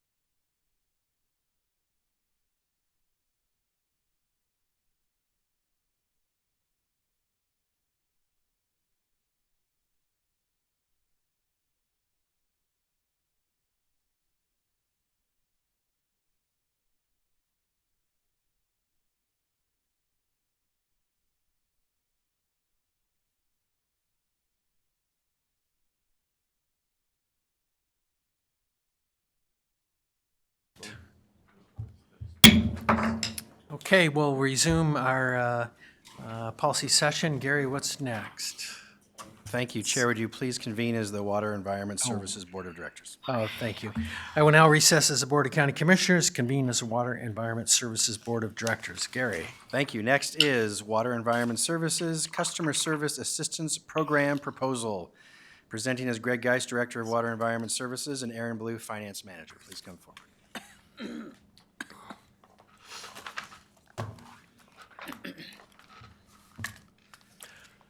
All right, thank you, Gary. Good afternoon, directors. I just wanted to start by saying at the last year's budget discussions, the topic of affordability came up, and I realize it's a high priority for you folks. It's a high priority for Wes, and it's actually in our strategic plan to update our low-income discount program in 2025. So that's what we're going to be talking more broadly about affordability and how we look at it at West more in a holistic fashion, and unveil Erin and her team's awesome work with our new program that's replacing our low-income discount program. And if you recommend that we move forward with it today, then we will meet our December deadline to get it done in 2025. So thank you. I'll hand it off to Erin. All right, thank you, Greg. Next slide, please. All right, as Greg mentioned, before we talk about our program, we wanted to talk more generally about affordability, which for Wes and other utilities is the ability of a customer to pay their bill in full and on time without jeopardizing their ability to pay for other essential expenses. Our overall goal is to maintain affordable rates for everyone we serve, and the affordability framework that you see on this slide highlights how the importance of addressing affordability at every point in Wes's decision-making processes. Affordability is more about how a utility is run than any one particular program. And the actions and decisions that have the greatest impact are those that help us maintain affordable rates for everyone, including how we finance capital investments and the timing of our capital projects, controlling our operations and maintenance expenses through actions such as working to reduce energy use, produce energy to reduce our consumption, and practicing proactive rather than reactive asset management. Leveraging external and low-cost financing through federal support in the form of grants or state support in the form of Oregon's State Revolving Fund Loan Program, and designing rate structures that are based on the cost of service and avoid cross-subsidization by maintaining separate models for both wastewater and surface water fees and ensuring cost recovery for our other fees and fines. Customer assistance programs are one part of this overall framework that specifically help us address affordability for households in need. We touch on these other elements through our discussions with the board throughout the year when we talk about capital improvement plan approval, budget approval, and annual rate setting. Today, as Greg shared, we're going to talk about our strategic plan initiative to update Wes's customer assistance program as one part of this affordability framework. Next slide, please. All right, before we can talk about improvements we wanted to make to our program, we wanted to share an assessment of how we're doing currently. So this slide shows a dashboard of what Wes's affordability looks like right now. In the upper left corner, you can see the lowest quintile residential indicator, or LQRI, which is the EPA developed. It's a formula that assesses the impact of the annual cost of wastewater service on the lowest 20% of earners in a service area. The national benchmark is to maintain an LQRI at or below 2%. As you can see, Wes has been successful in maintaining an LQRI within that benchmark since we adopted that measure. Another indicator is how we compare regionally. And you can see in the top right charts that Wes's monthly service charges are below the regional average for both wastewater and surface water and our combined rate. So we're doing well there. As we just shared on the last slide, affordability relies in part on the utility's overall financial health. So the financial scorecard shows you that we're in a strong financial position with a AAA credit rating, which helps us access low-cost capital for low-cost financing for capital projects that translates into savings that's passed directly on to our ratepayers. We have the ability within our staffing to deliver a robust customer assistance program, but it does come at a cost. Wes's current program costs just 14 cents per month per sewer ratepayer at our current level of utilization. If we were to fully expand that to all the households that we think might be eligible, that could cost up to $2.14. So that's good to keep in mind as we transition to utilization, which is the graphic in the lower left of this slide. A study from 2021 found that most utility-led water assistance programs only reach 10 to 15% of potentially eligible households. And we're still assessing eligibility in our service area, but we are using the number of households that receive low-income heating and energy assistance, or the LIHEAP program, as a proxy for how many might be eligible in West's service area. And we can see that our program is dramatically underutilized at only 0.8% of our current customers. And why is this? Well, limited eligibility and access to our program is our biggest challenge, and we aren't alone here. This is a common issue for most water utilities because of the way that accounts are set up and billed. West's current discount, like many other water utilities, is only available to residential accounts that are billed to the property owner. It's not available to renters or households in multifamily dwellings, which the state indicates make up almost 75% of the total households that are eligible for heating and energy assistance. So a major part of this initiative has been to figure out ways to expand our reach and reach those households in need. We'll be talking about some program updates to address underutilization on an upcoming slide. Next slide, please. Thank you.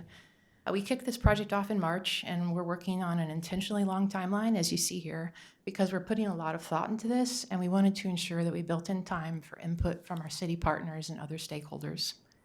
During the research and planning phase, we looked into best practices and existing programs in place at other agencies and identified primary challenges and opportunities with our current program.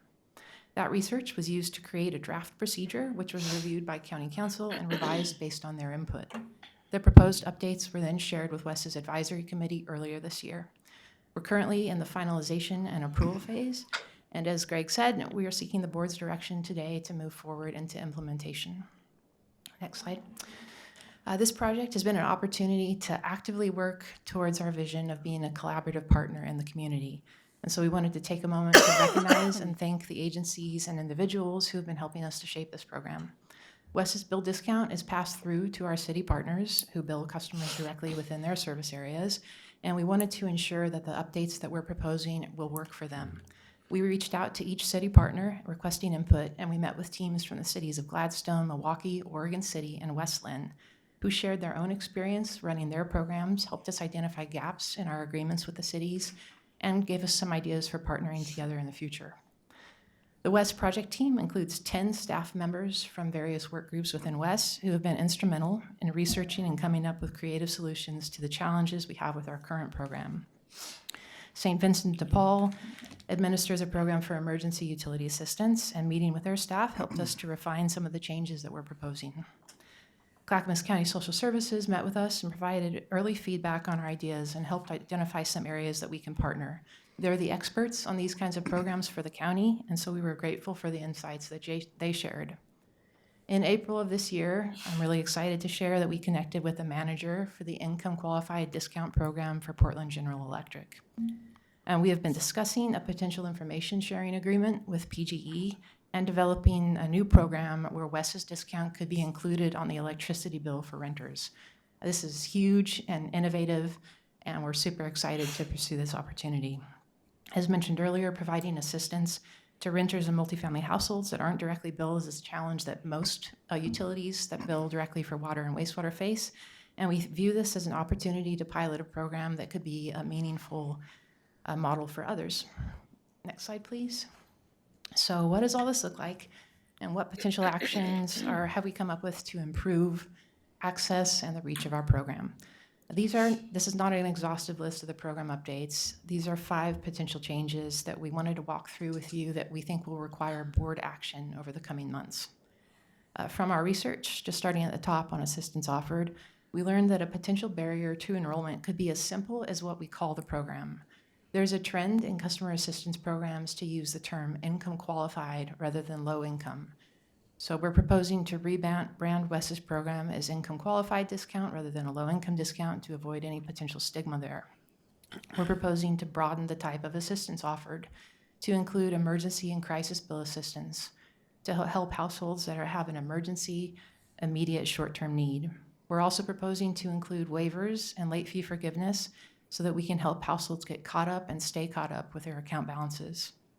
Developing a referral sheet to refer customers to other programs in the area is a no-cost yet impactful idea that we got from our city partners that we'd like to add to Wes's program.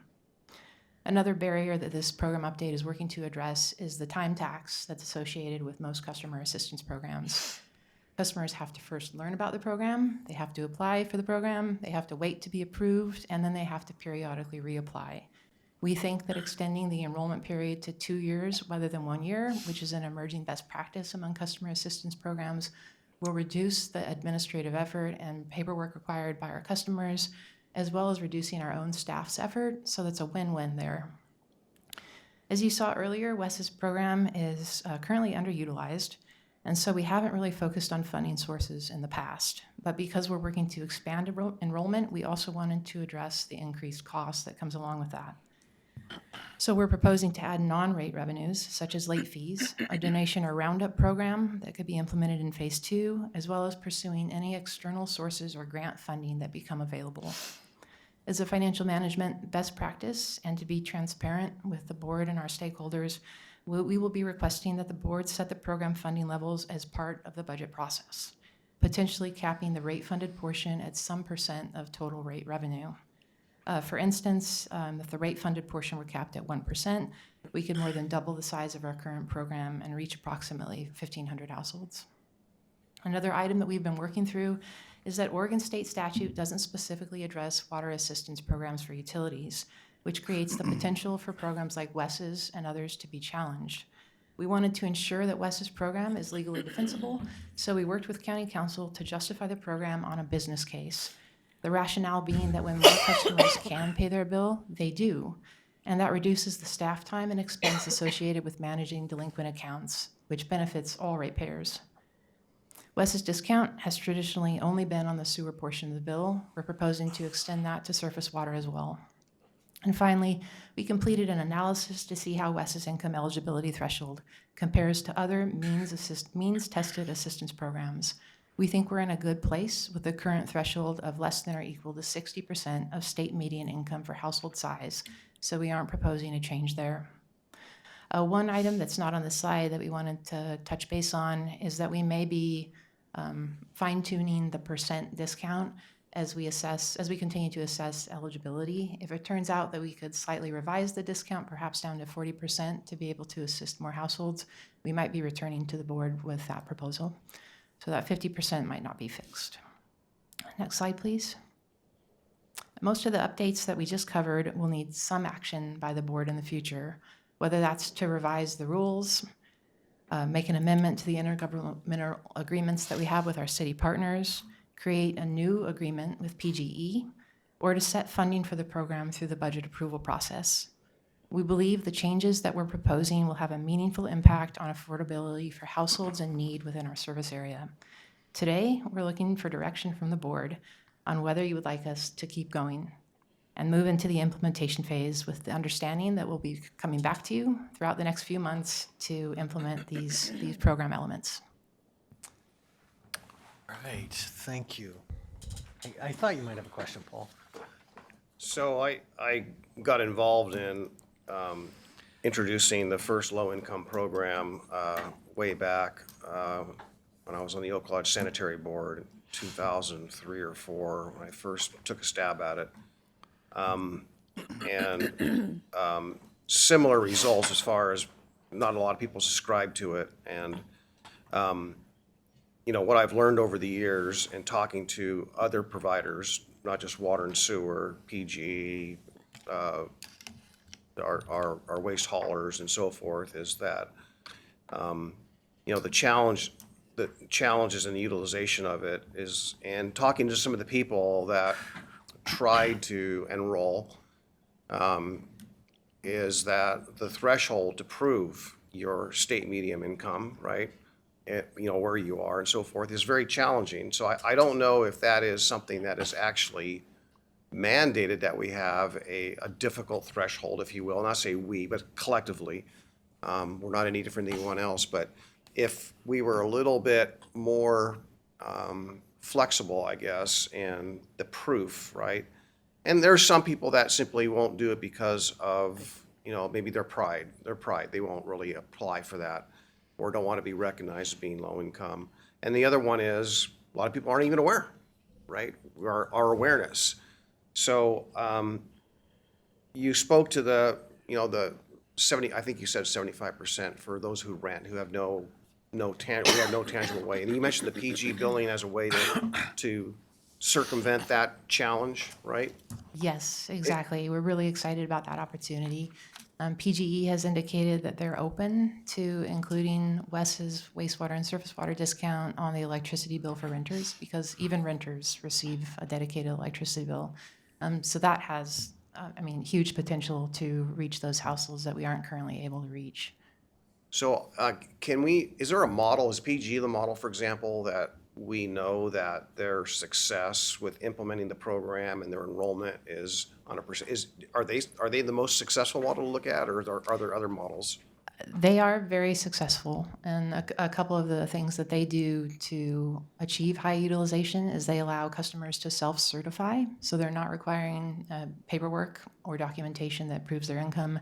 They do periodically audit to ensure that their program has integrity, and we're proposing to do the same with Wes. So we'd like also to allow customers to self-certify. We're kind of following, these are emerging best practices.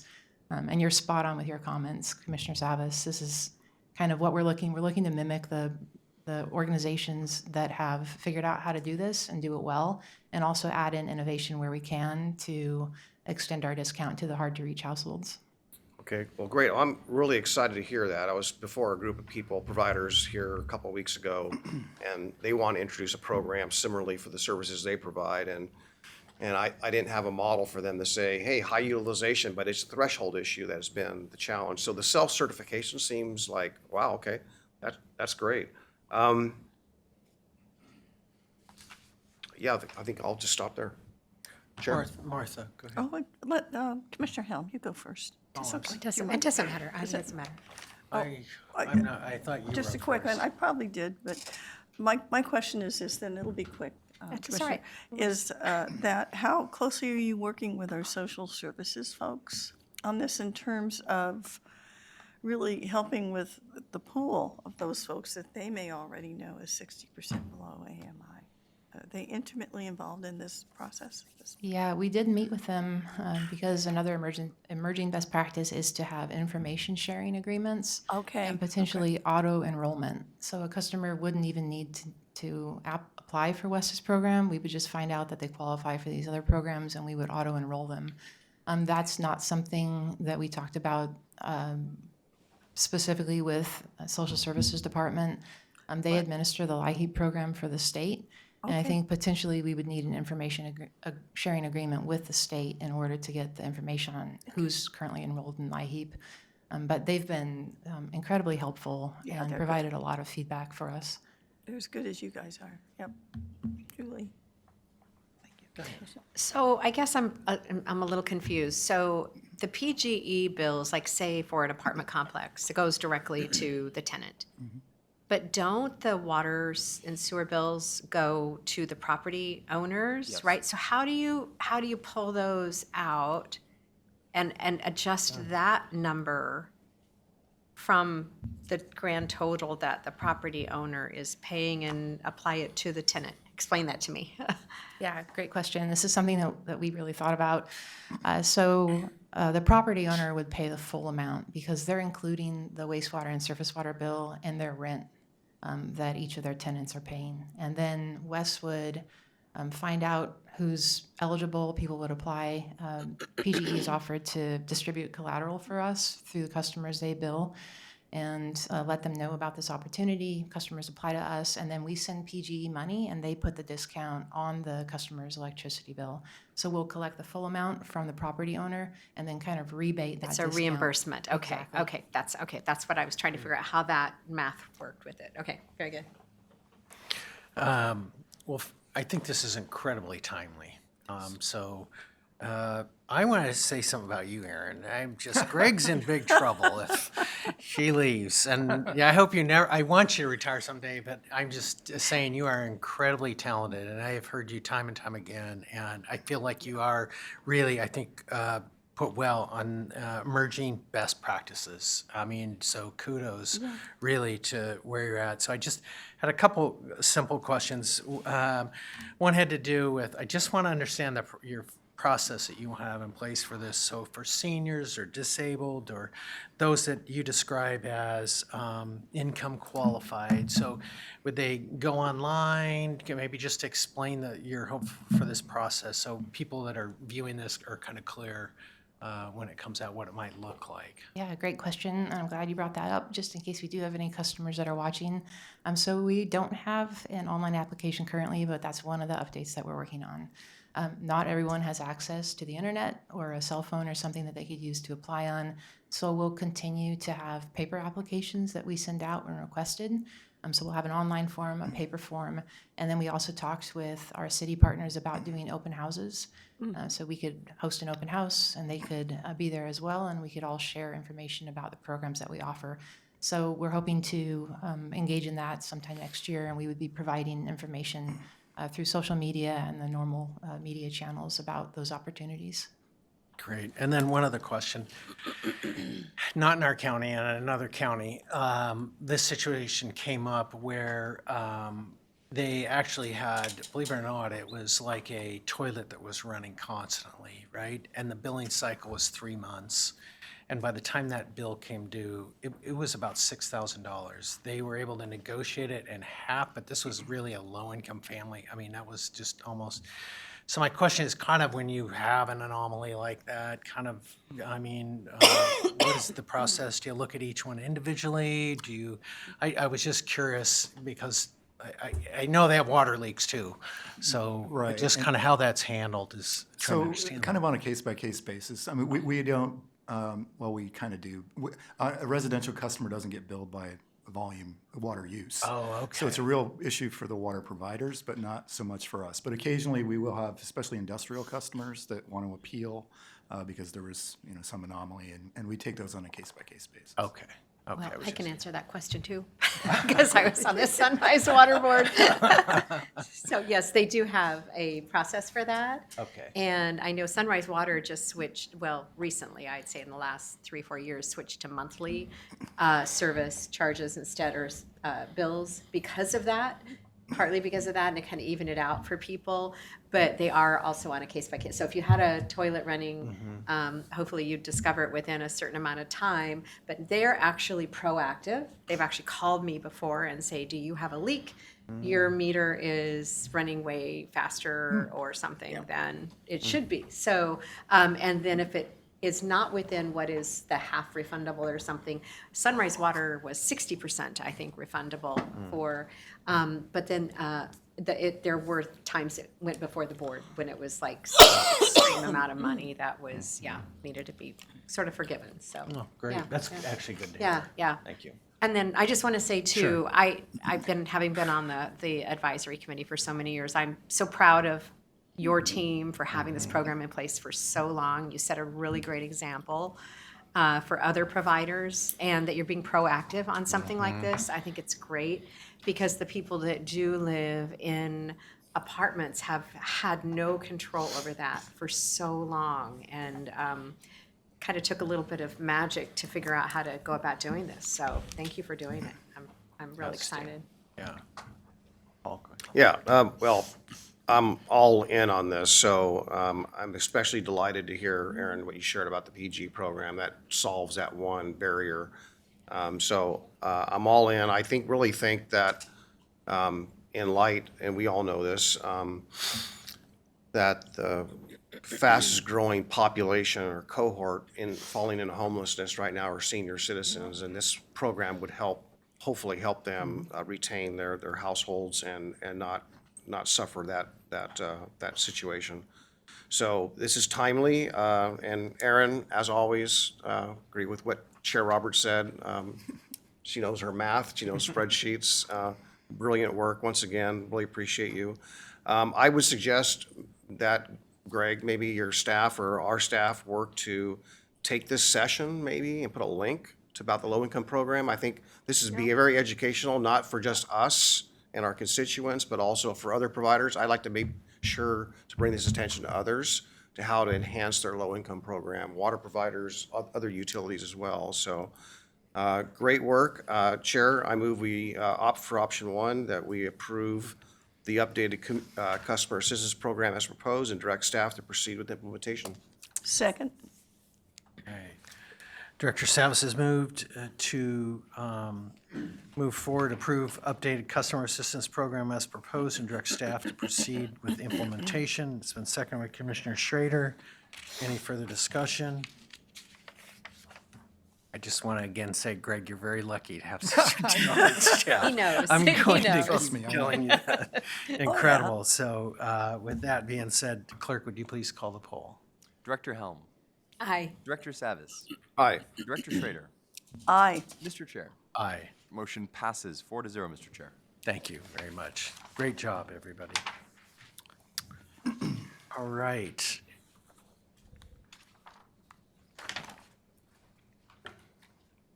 Motion passes. Gary, I might need a little guidance on here. Long-range financial plan. Yep, We're just one more going policy to session. shift to that. So Yep. You're still meeting as the Water Environment Services Board. Next is Water Environment Services Long-Range Financial Plan. Greg and Aaron will present this. Go ahead. All right, thank you, Gary. I want to start with a little bit of context for this conversation kind of nationally.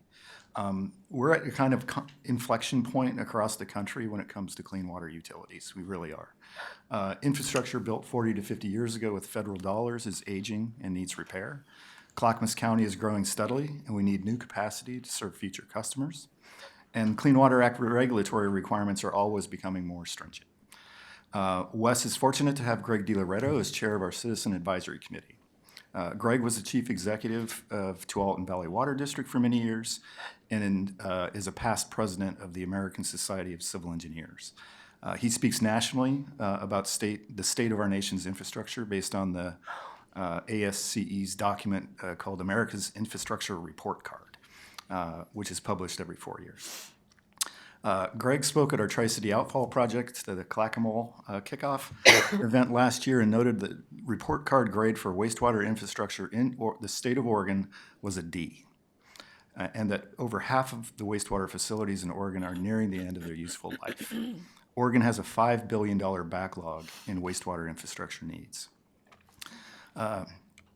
Also in his remarks, Greg emphasized the report card conclusion that it takes bold leadership to raise our infrastructure grades, to make sure that we have infrastructure that runs properly and is maintained and expanded when needed for growth. Greg also noted that we have that leadership in Clackamas County. I want to thank you for that leadership. We're telling a different story here today because of your leadership. So thank you. Next slide. Here's what it looks like when utilities get behind in funding wastewater infrastructure. Significant rate increases. Regionally, a number of clean water agencies have needed to adopt double-digit rate increases over multiple years in order to fund urgent infrastructure improvement and meet regulatory requirements. The good news is that Wes, thanks to your leadership, is staying ahead of the funding curve, due in large part to our long-range financial and capital planning. I say all the time that we know what we need to build, when we're going to build it, and how we're going to pay for it. And that's a pretty great place to be, honestly. We appreciate the opportunity to talk to you about our long-range financial plan that, along with our capital improvement plan, is a roadmap to a strong infrastructure that supports the vitality of our communities, natural environment, and the economy. We have a good story to tell, so I'm going to let Aaron tell it. Great. Thank you, Greg. Next slide, please. So this will be familiar to Commissioner Helm because the long-range financial plan is built on 5 key objectives that were developed with our advisory committee, of which she was the chair, in 2022. And they have been integrated into our annual budgets and capital planning since. Those objectives, which are outlined on this slide, guide our investment in the community's infrastructure, ensure the continued delivery of essential services, and maintain our long-term financial health and sustainability. So what do each of these mean? Number 1 means that our financial planning must first fully cover all annual operating expenses so that WES can carry out our mission and provide the essential wastewater treatment and surface water management services that the community relies on. Number 2 means funding the projects identified in the adopted capital improvement plan to build the necessary infrastructure to allow new connections to the system. Number 3 entails controlling our operating costs, maintaining strong debt service coverage for access to lower cost financing, leveraging ratepayer dollars with external resources, and developing rates that are based on the actual cost of providing the service. Legacy debt refers to the debt that was incurred by Clackamas County Service District Number 1 before the West Partnership was formed. Per the terms of that partnership agreement, only Rate Zone 2 ratepayers are responsible for that debt. Number 4, honoring foundational commitments means that in our financial planning, we ensure the debt payments for the legacy debt are fully covered by Rate Zone 2 revenue sources. Currently, Rate Zone 2 customers are charged about $7 more per month than customers in Rate Zone 1 for exactly the same service. And that's due to the differential for the legacy debt component that we just discussed. Achieving the advisory committee directive of charging by service rather than location, number 5, translates into phasing out the legacy debt component of WES's rate so that all wastewater treatment customers pay the same for the same level of service regardless of where they live. In order to achieve these objectives, we're utilizing several specific financial strategies in our planning that we'll be going over on the upcoming slides. Next slide, please. So the core of our long-range financial plan are our sewer and storm rate models, which are built using the planning variables outlined here. They represent a mix of internal and external economic factors, including trends for operating cost increases, interest revenue, growth in our service area, and vacancy projections. The assumptions for these variables are based on existing and projected economic conditions, historic trends, and anticipated operating plans. Our goal in developing these is to be both realistic and conservative. You have this information in your packet, so we won't go over all of these. To touch on a couple of examples, capital project costs are escalated at a rate of 3% annually based on the 10-year rolling average engineering news construction record construction cost index, or ENR-CCI. Growth in WES's sanitary sewer service area is projected at approximately 1% based on a population forecast completed for us by FCS Group in 2022. We review these assumptions at least annually and revise in response to changing conditions. The assumptions that we're using in our current plan are based on the best information that we have as of today. Next slide, please.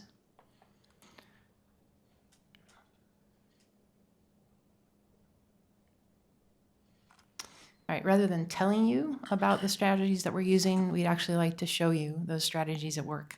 So the 10-year trends that we're going to cover on the next couple of slides highlight 4 key strategies to provide a view of how WES is doing currently and how we got here. One of our long-range financial planning strategies is to adopt steady, predictable rate increases to keep pace with rising costs and avoid sudden financial pressures on our customers. We also have a goal to keep those rate increases below 5%. The chart at the top shows WES's 10-year rate history for combined retail sewer and surface water services, and that we've met that target with an average annual rate increase of 4.4% over the last 10 years. Adopting steady, predictable rate increases means that we need to control our operating costs. We have a target for operating costs to increase by no more than 5% annually. The chart on the bottom shows that we've been able to meet that target with a 4.8% average annual increase over the last 10 years. Next slide, please. We've been intentionally building up reserves for the last several years, anticipating the capital investment needs in our adopted capital improvement plan. The chart at the top shows that strategic buildup and that we're now utilizing those reserves to deliver projects in that plan. Those reserves are helping us to keep rates steady while we make significant capital investments. Net operating revenues represent the remaining funds available to pay debt service after operating costs has been subtracted from total revenues. Coverage percent is then just net revenues divided by total annual debt service. We are required to maintain a debt service coverage ratio of at least 120%, or 1.2 times our net operating revenues. In our financial planning, we actually target above that at 140% to demonstrate our creditworthiness. And as you can see, WES's actual coverage, which is represented by the lime green line on the bottom chart, has been well above the minimum, which is represented by the dashed blue line on the bottom chart. This is one of the contributing factors to our AAA credit rating, which lowers the cost of borrowing and is savings that we can pass on to our ratepayers. I wanted to mention here that the modal rating for municipal water and wastewater utilities in the western region of the U.S. is an AA-, so a AAA rating is really good. As you saw back in the Customer Assistance Program update, our weighted average cost of borrowing is just 1.52%. So WES has successfully been able to issue debt and obtain financing for capital projects at a very low cost of that debt. Next slide, please. The historic trends that we just reviewed let you know where we've been and how we got to where we are today. This shows our 10-year projections going forward, and we thought this would be more fun to look at than a page full of numbers. But there is a lot going on here, so we'll walk through it together. The bars represent annual expenditures consisting of operating, debt, and capital expenses. We're anticipating a steady increase in our operating expenses, represented by the light blue bars, in line with our target of no more than 5% annually. Capital expenses in this chart are based on the proposed capital improvement plan that will be presented to the board next month, along with an extended 10-year spending projection for those. We break capital expenses down into reserve or pay-as-you-go funded capital projects and debt-funded capital projects. Projects funded with reserves or pay-as-you-go financing are represented by the light gray bar. The dark gray bar represents capital projects that are financed with debt and is also the same as our new debt issuances each year. The green dashed line represents revenues, assuming a 1% growth in our service area that we shared with you earlier, adjustments to the SDC fees that are aligned with the board's direction earlier this year when we updated our methodology, and reasonable, predictable rate increases of 5% annually for both sewer and surface water charges. And then finally, the white dotted line represents our reserve levels. As the chart shows, over the next few years, we're planning to continue drawing those down to meet capital spending needs, which helps us smooth rate impacts, preserves our financial flexibility, and limits long-term interest costs while still using debt strategically for long-lived assets. Debt is issued starting in 27-28, and we start to get down to base reserve levels. New borrowings over the 10-year planning horizon total about $217 million. And most importantly, this chart and the projected performance table below the chart show that WES is on a sustainable path to meeting all operating, debt service, and capital needs while achieving all planning targets and maintaining affordability of our rates. This financial planning is integrated into our annual budget processes, and it will be the basis of the proposed budget that we bring to you next year. Next slide, please. In terms of forecasted rates, our projections indicate that we can maintain steady, predictable rate increases of 5% annually in line with our planning target and achieve the advisory committee's directive of phasing out the legacy debt component, which we anticipate we'll be able to do by fiscal year 2030-31. As you saw in the earlier Customer Assistance Program presentation, WES's current rates are below the regional average.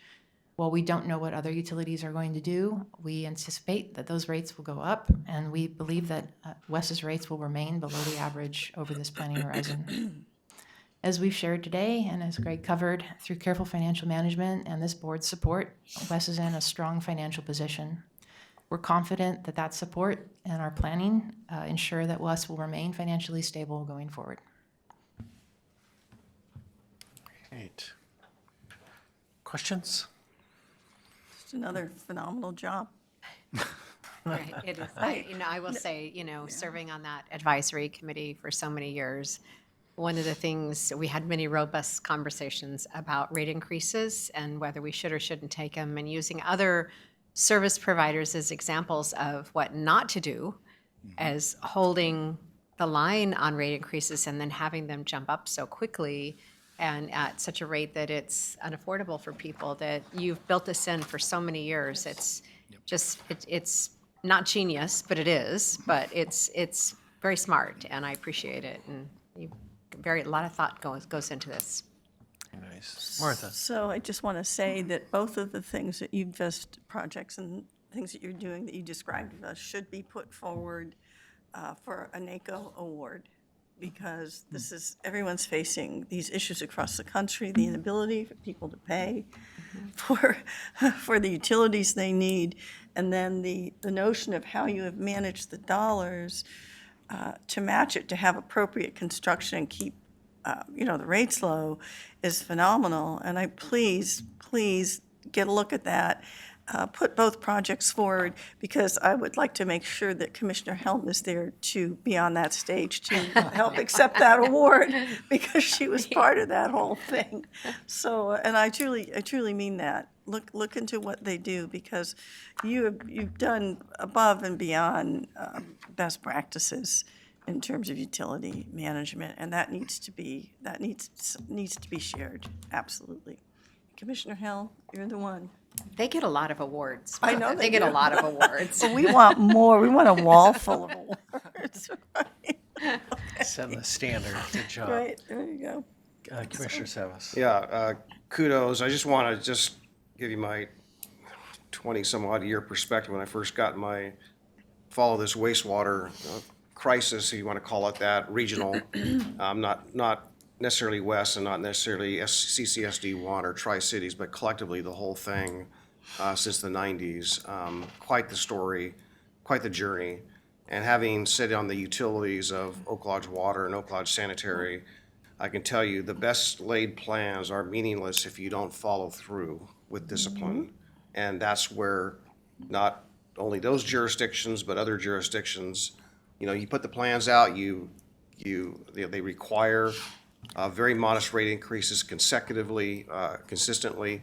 And if you don't follow that, then the whole thing falls apart. And that's exactly what happens, is that, it's an abandonment of plans. And, we've held steady and we've implemented those, as painful as they are. And, I think we're in a better place because of that. So hopefully there's a learned lesson we could all learn. It's just a little bit bothersome, not for us, but not for West, but to see some of our other sister organizations that are struggling right now. Right. So my thanks to Aaron and Greg for a fantastic job. And if there's no other questions, we'll go ahead and move forward. Is it all right with you, Gary? Yes, Commissioners, you are exactly 1 hour ahead of schedule. You continue to surprise me. Sometimes you're brief, sometimes you talk a lot, which I respect and love it. But you're an hour ahead of schedule.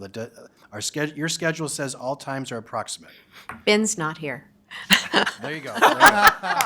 So I want to ask Ben, if you're you, watching, I'm would you sorry. like to take a little break or move right forward to finish the day? Oh, let's move Are you ready forward. to I'd like to continue? move forward. too. All Because right. If we have the people So in- if that are I supposed to can be here. adjourn. Staff's here, go ahead, please. Yep, so thank you again, you two. And I will now adjourn as Water Environment Services Board of Directors and convene as the Clackamas County Library Service District Board of Directors. Thank you. Next session, your meeting is the Library Service District Board of Directors of the county. This is Library District Task Force recommendations. Presenting will be myself and Tony Marinick, who's Policy Advisor for the Board of County Commissioners.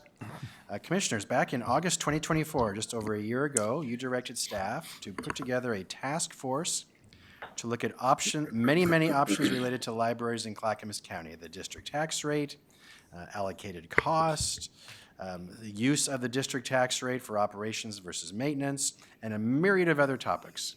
And thanks to your leadership, we did form a group of 10 people that I tasked them to meet in 6 months or less, and they did that. They delivered this. So less than a year later since your charge, we've completed that work, and we have the recommendations of this committee for you today. Tony Marinick and Kimberly DeSantis from the board's office did a fantastic job staffing this committee, as did Everett Wild, who has since moved on to the city of Wilsonville. So I've asked Tony to walk through the recommendations and give an update on what the task force recommended. And then we're seeking your input on the recommendations today, Commissioners, and potential action if you'd like to move forward on those recommendations. With that, Tony, please go ahead. Good afternoon, directors. My name is Tony Marinick. I'm a policy advisor in the Office of the County Administrator.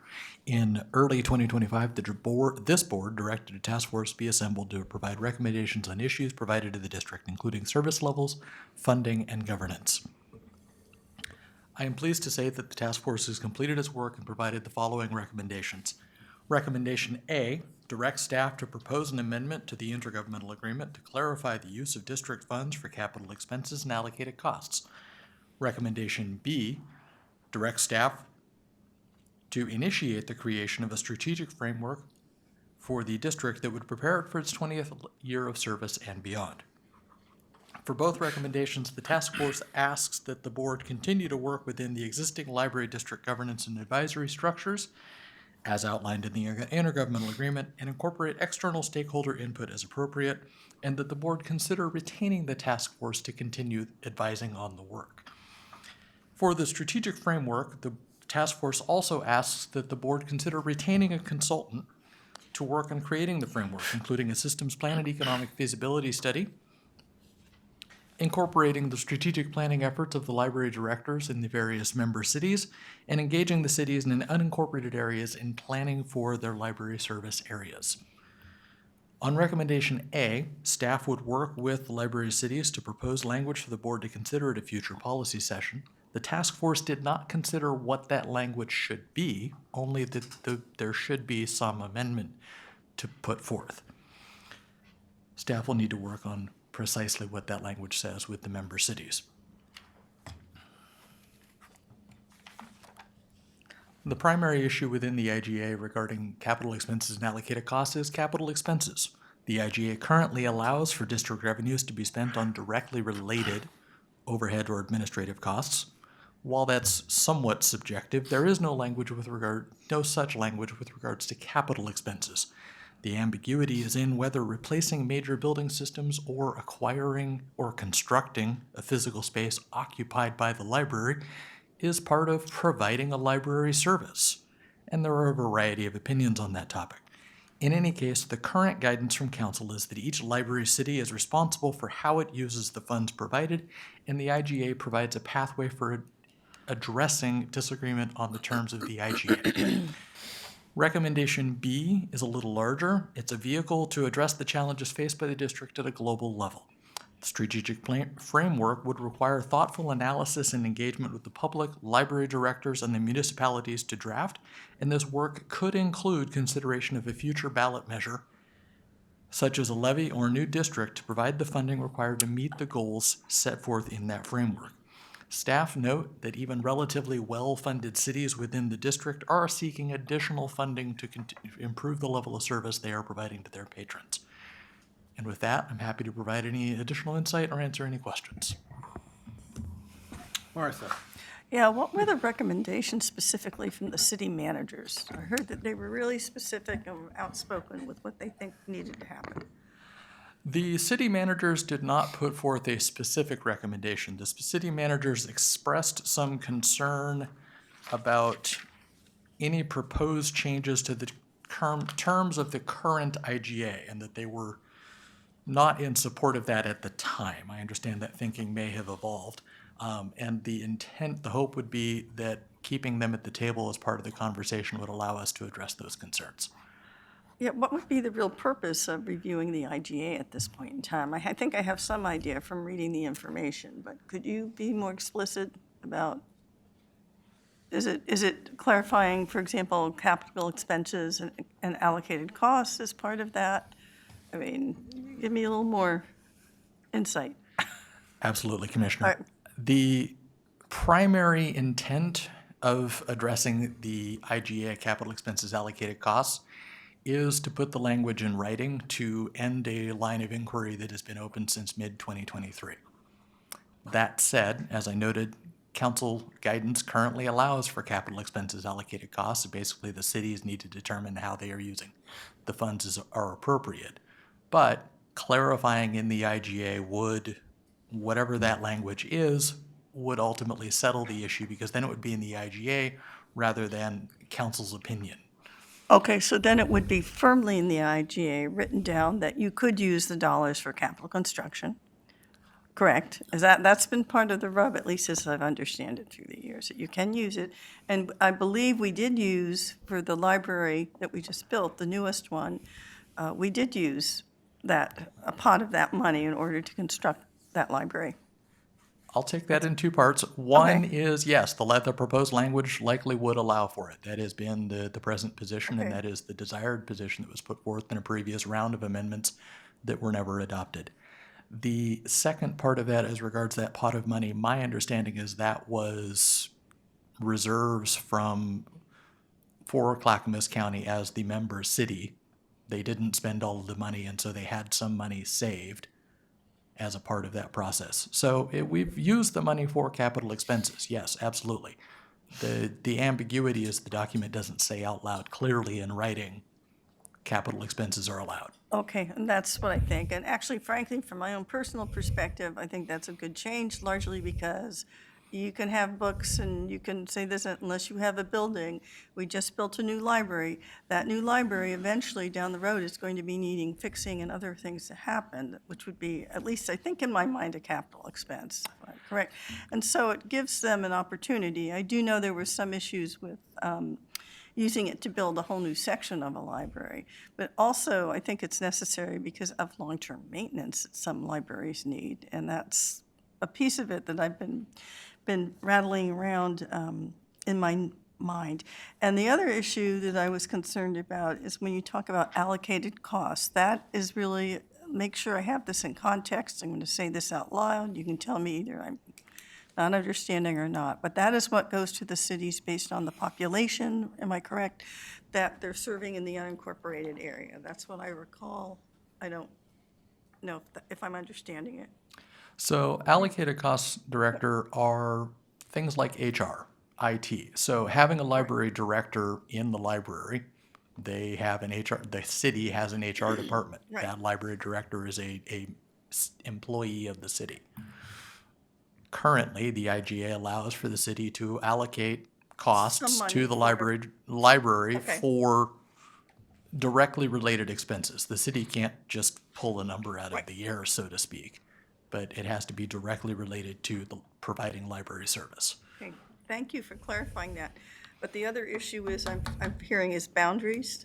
And again, where a city is located and where the boundaries are, where they're getting, I believe, assessments in dollars to serve the unincorporated population. And there's been some rub about who's serving who, when, where, and how, and which library they're going to. And so is that going to be something that's going to be opened up for discussion if we move forward for this, with this? Director, it sounds like you attended a couple of the task force meetings. No, I just, There I've been is- reading a lot and I'm a librarian, so I should have been at the task force meetings, but I kept up with it, but that's one of my concerns. Is that going to open up that?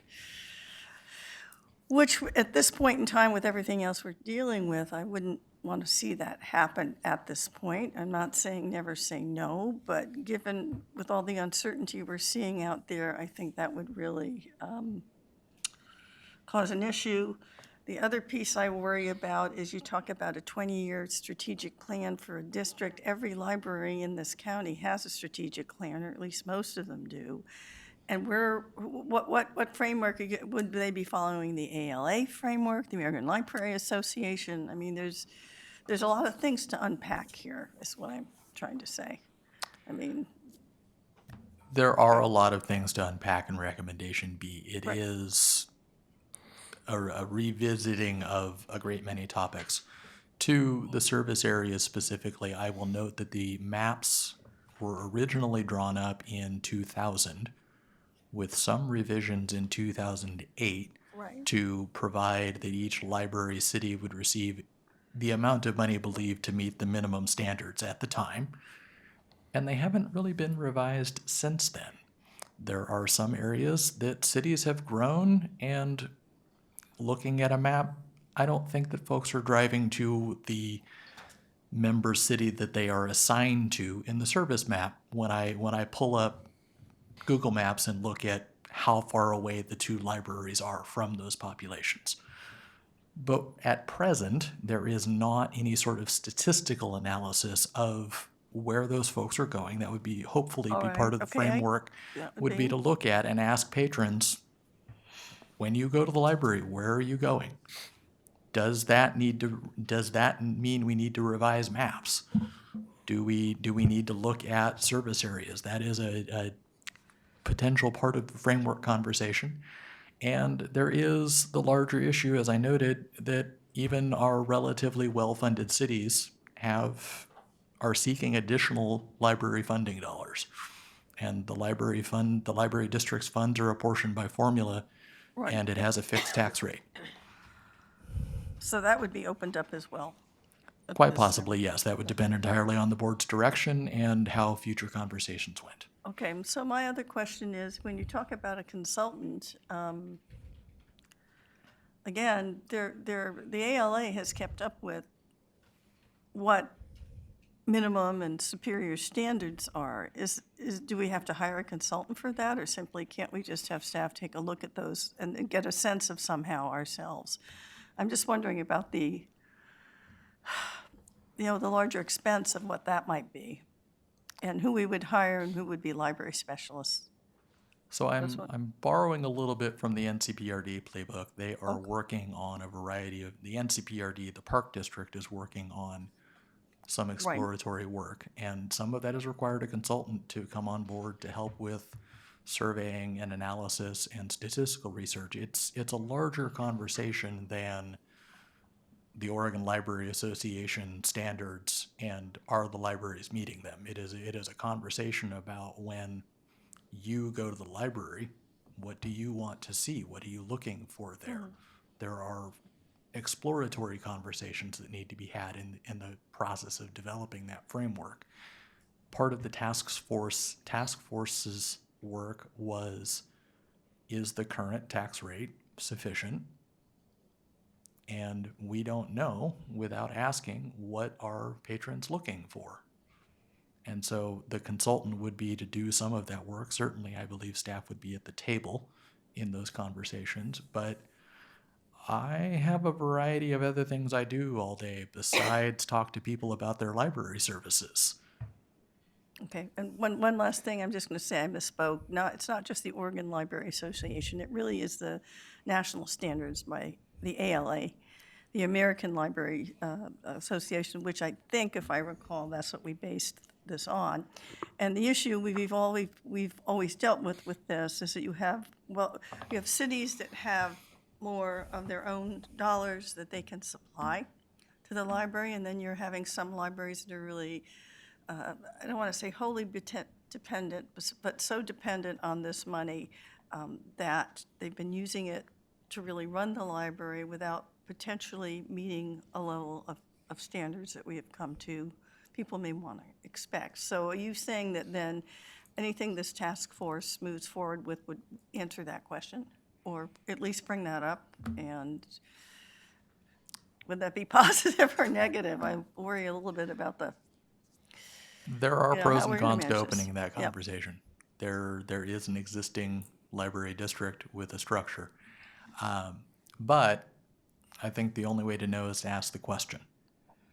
And at present, we haven't really asked the question. We have the Oregon Library Association standards. Right. I will offer, though, that those minimum standards are be open like 40 hours a week, have a physical space. Right. The question really is that what member cities, patrons, the district should be doing? Do we just set the bar there? Or do patrons want or expect more? And if they expect more, potentially there's a conversation about what revenue needs to be raised in order to do that. And that would be another part of the consultant would be doing the math to figure out what is that rate. Well, we did work to pass it in 2008. I almost think it's very much like what happens with public safety. Everyone loves libraries. I've always been an advocate of looking at that and looking at the rate and seeing, again, how we would do this. So I'm going to stop asking questions because I know that Paul was the one who did all of the work on this particular task force. But Gary, have we got the money for a consultant to do this? No. Okay, well, that's, I had to ask because Good question. where would we take it? Okay, Paul, is that all right? Go Yeah. to Paul. Yeah. right. Yeah, well, so first of all, as one of those 10 members that sat on the committee, and I first of all want to just say my thanks to those members for their contribution and participating in that work. And I also want to say that, in about 30 minutes, I expect people to start walking in this room, and in 45 minutes, I probably imagine that a number of the people that attended some of these meetings in the audience will be here, perhaps more. But I know this is recorded, so I hope they find some comfort in the fact that this is recorded and some comfort in a direction that I think we ought to go, but Paul speaking here. So Commissioner Schrader, thank you for all the work you did way back then, 2008, to launch this whole thing, this effort. And also want to thank the city manager at the time that played a role in that to get that online. It's made our library program what it is today. But just like everything else, costs are outpacing revenues. And as we learned, it was not by anyone's fault per se, but collectively there were some think, flaws in the formula. In okay, the yeah. distribute, and some of that came out during this process, and there was request to dig deeper into that and look at that. I agree with all of those things. I agree with the recommendations, basically, with a little nuance to that. I'll talk about it a little bit later. But the boundaries, Commissioner Schrader, absolutely, that is a challenge. And I'll just say that we had, for example, the mayors. We had one mayor from urban and one mayor that represented the rural. Each of them were supposed to go to their cohorts, right? Right, The yeah. rural mayors talked to the rural mayors and the urban mayors. So they did the best they could, but they didn't get 100% of that. So one of the mayors who was unable, because of his job, was unable to participate, is one of the cities that's heavily impacted with, I would say, the disparity of those boundaries, right? And this is not just a rural issue. This is also No, it's an rural urban. and urban, right? So there's urban challenges as well. There are some libraries that are doing very well with the revenues they got. They're pretty happy, right? And they probably prefer that everything just stay the way it is, and I think they would also agree that recommendation A is a way to go. Those that are are feeling the squeeze, are probably somewhat okay with recommendation A, but more focused on B and making sure we have really that lift effort to do that master plan or systems plan or whatever you want to call it. The service areas or boundaries of the service area are a big issue. The funding formula, I Right. think there's some things in there that ought to be, that had it been done a little bit more thoughtful, a little bit more calculated. Again, hindsight's 20/20 when you're looking forward, but I think it might have actually helped some of those disparities. I argue there may be enough money collected, but if it was distributed a little bit differently, maybe some would get less and some would get more. But I heard loud and clear, I'm sure Tony did too, and Gary, most of the libraries that are doing well don't want to change their distribution, right? They want to enjoy that. So, as an example, one proposal might be, well, geez, if there were more money, new money, could we distribute that out to the more needy libraries and less to help balance that? Keep the formula the same, keep the distribution the same, except the new monies might go to augment those that are, that's one concept. That's just a concept. So that's all that is.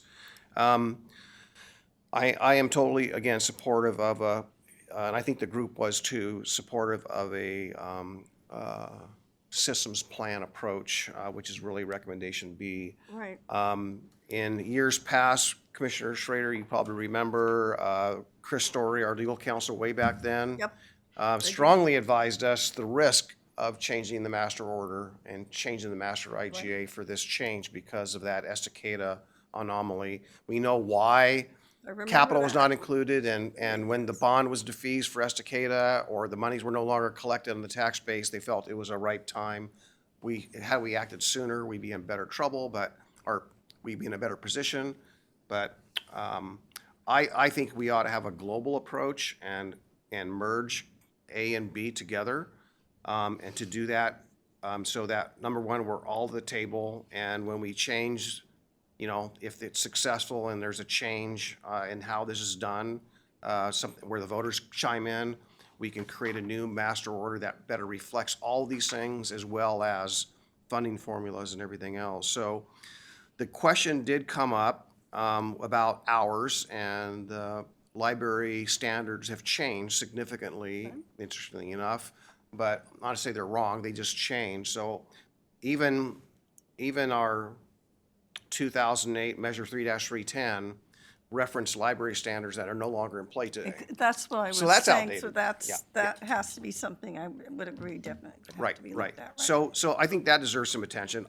I just argue that we shouldn't tell libraries what their hours can be or not be, but I think there ought to be minimum. If we go to the voters again, we ought to have a minimum hours that they ought to be, and let them sort that out of what days or weeks those are. But the discussion came out towards the end about how we pay for this, which is the last Right, piece yeah. of this.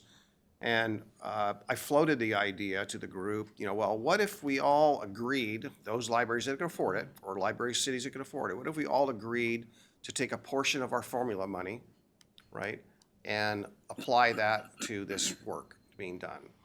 And I didn't hear any strong pushback other than the cities that probably couldn't afford it. So I think there might be a way of doing that, and we as a, so to speak, default library city now would do the same. So that's how we would pay for it.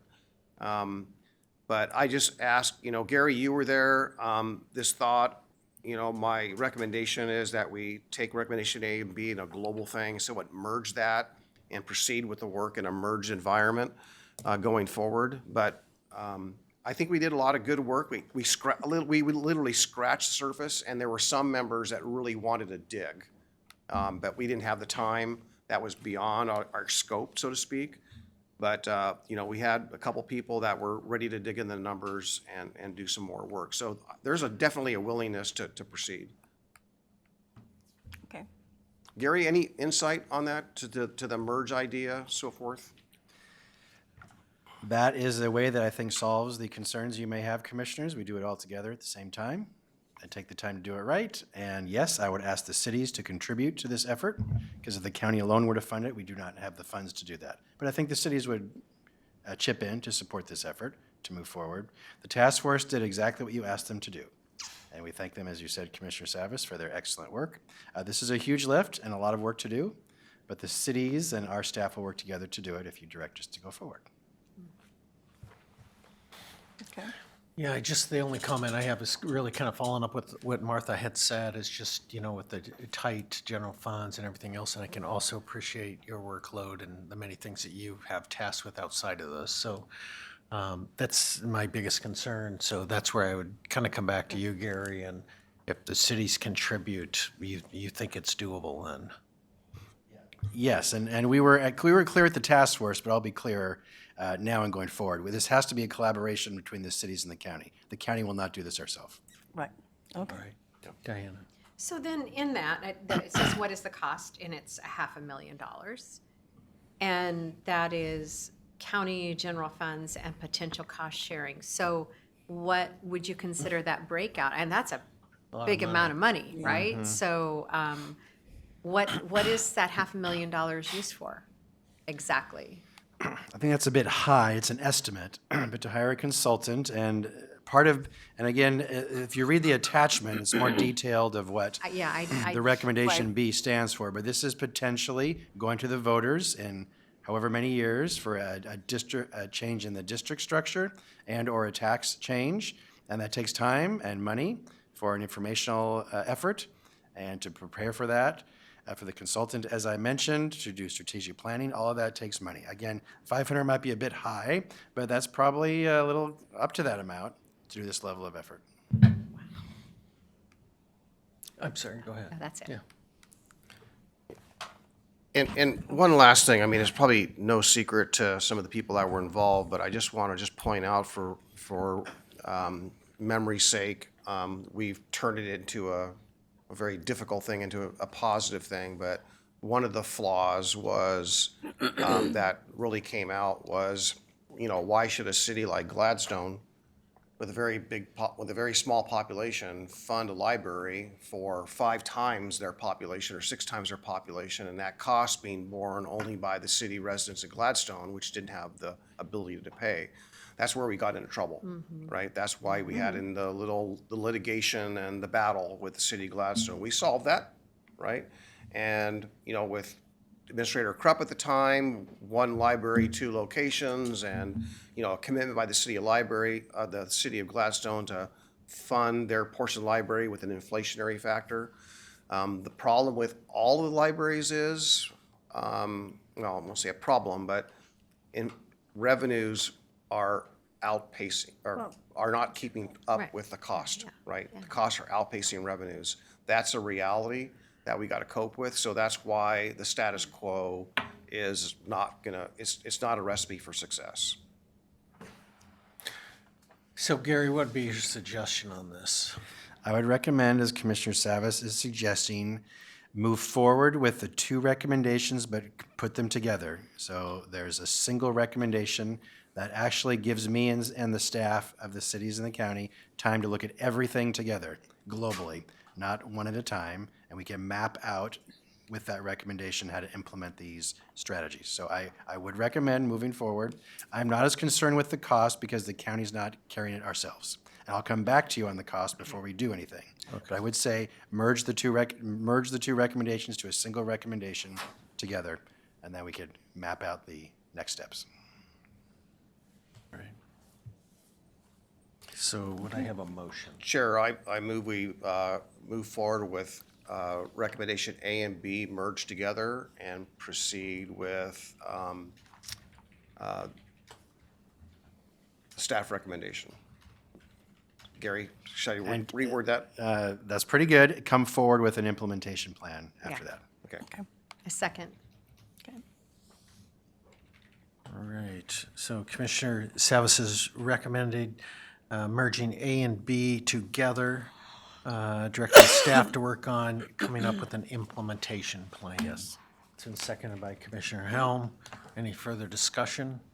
Again, I just want to do a shout out to all the staff, Tony and Rick in the back, others, the staff from the cities, librarians, everyone involved. Just, it was good work. It's a great start. Put a lot of the issues on the table, and kudos, Tony, for carrying this. All right, with that being said, Clerk, would you please call the poll for us? Director Helm. Aye. Director Savas. Aye. Director Schrader. Aye. Mr. Chair. Aye. Motion passes 4-0, Mr. Chair. All right. So staff will come back to you with mapping out a timeline, working with the cities, and we'll come back with a full detailed plan of how to implement this, so you're fully aware, no surprises before we actually start. And we must say our apologies to the people who just came into the room. And We are ahead of schedule. We're an hour ahead of schedule, so you're coming in when we're finishing up. Sorry. But thank you for coming. Which occasionally I can say with some ease. Oftentimes, this is not the case with us. We're usually behind schedule, but today Yeah, we're not we usually. winged through everything, yeah. So, So, anything more in the library district? Nothing more in the library. If you're done, you can adjourn, otherwise you should reconvene as the Board of Commissioners. Yeah, there's nothing else. I was planning on adjourning as the Library Service District Board of Directors and reconvene as the Board of County Commissioners and turn to you, Gary. So this is your last policy session for the year, so you will not meet again until January. You do have a business meeting this Thursday. But if there's any final comments or things you'd like to share with each other before you adjourn for today, but that is the completion of your scheduled business. I will probably be attempting to join the meeting from across the pond because it's our last meeting of the year. And it'll be just like you're in the room with us, Oh, Martha. absolutely. Well, I may introduce my grandchildren just because I can, so there you go. And thank you all for just happy holidays, if I Thank you, Martha. miss it. Anything else, Paul, Diana? So it looks like maybe not tomorrow, but Thursday's our last meeting, so we may or may not have Ben. Ben's out ill today, so we may or may not have Ben. Martha, you're gone. I'm gone, but I'm going to try. It should Okay. be able to join via Okay. Zoom. That's what I'm saying, that I don't want to miss the last meeting if I can help it. And it's 8 hours ahead. So when I look at the time frame, I'll be in Bristol by about 3 in the afternoon, which makes it, I think we're 10 o'clock, so I should have, I think the time frame's going to work. Don't make me do it in my head. Be about 6 p.m. your time. I'll be there. I'll be there by then. I can get set up. So. So before I adjourn, I was just going to ask maybe a favor of Tony and Commissioner Savas. I know we had some folks come. We were ahead of schedule, so my apologies. I just wondered if the two of you might be able to update say them something? on kind of the discussion. Yeah, well, first, yeah, I'll do that. Thank you for coming. What we did discuss really was moving forward with both the recommendations simultaneously merged together and look for ways, working with the cities, to contribute towards funds to do the system plan development and the estimate that's in there. So we also aired, some of the concerns, and Martha identified a lot of good stuff. So I think there's enough institutional knowledge right now to move this project forward, and so I think it's a positive outcome. So that's where we are, and again, sorry we were ahead of schedule. And Tony, maybe you could stick around just after this meeting, just if you could have any questions, we'd want to make sure we catch up. And again, we were so efficient today, believe it or not. So, so thank you. So we'll have Tony stick around, kind of give you a lot of his hard work that he's done and the whole task force. So with that being said, I'll go ahead and adjourn and have a great rest of your day. Thank Great. you.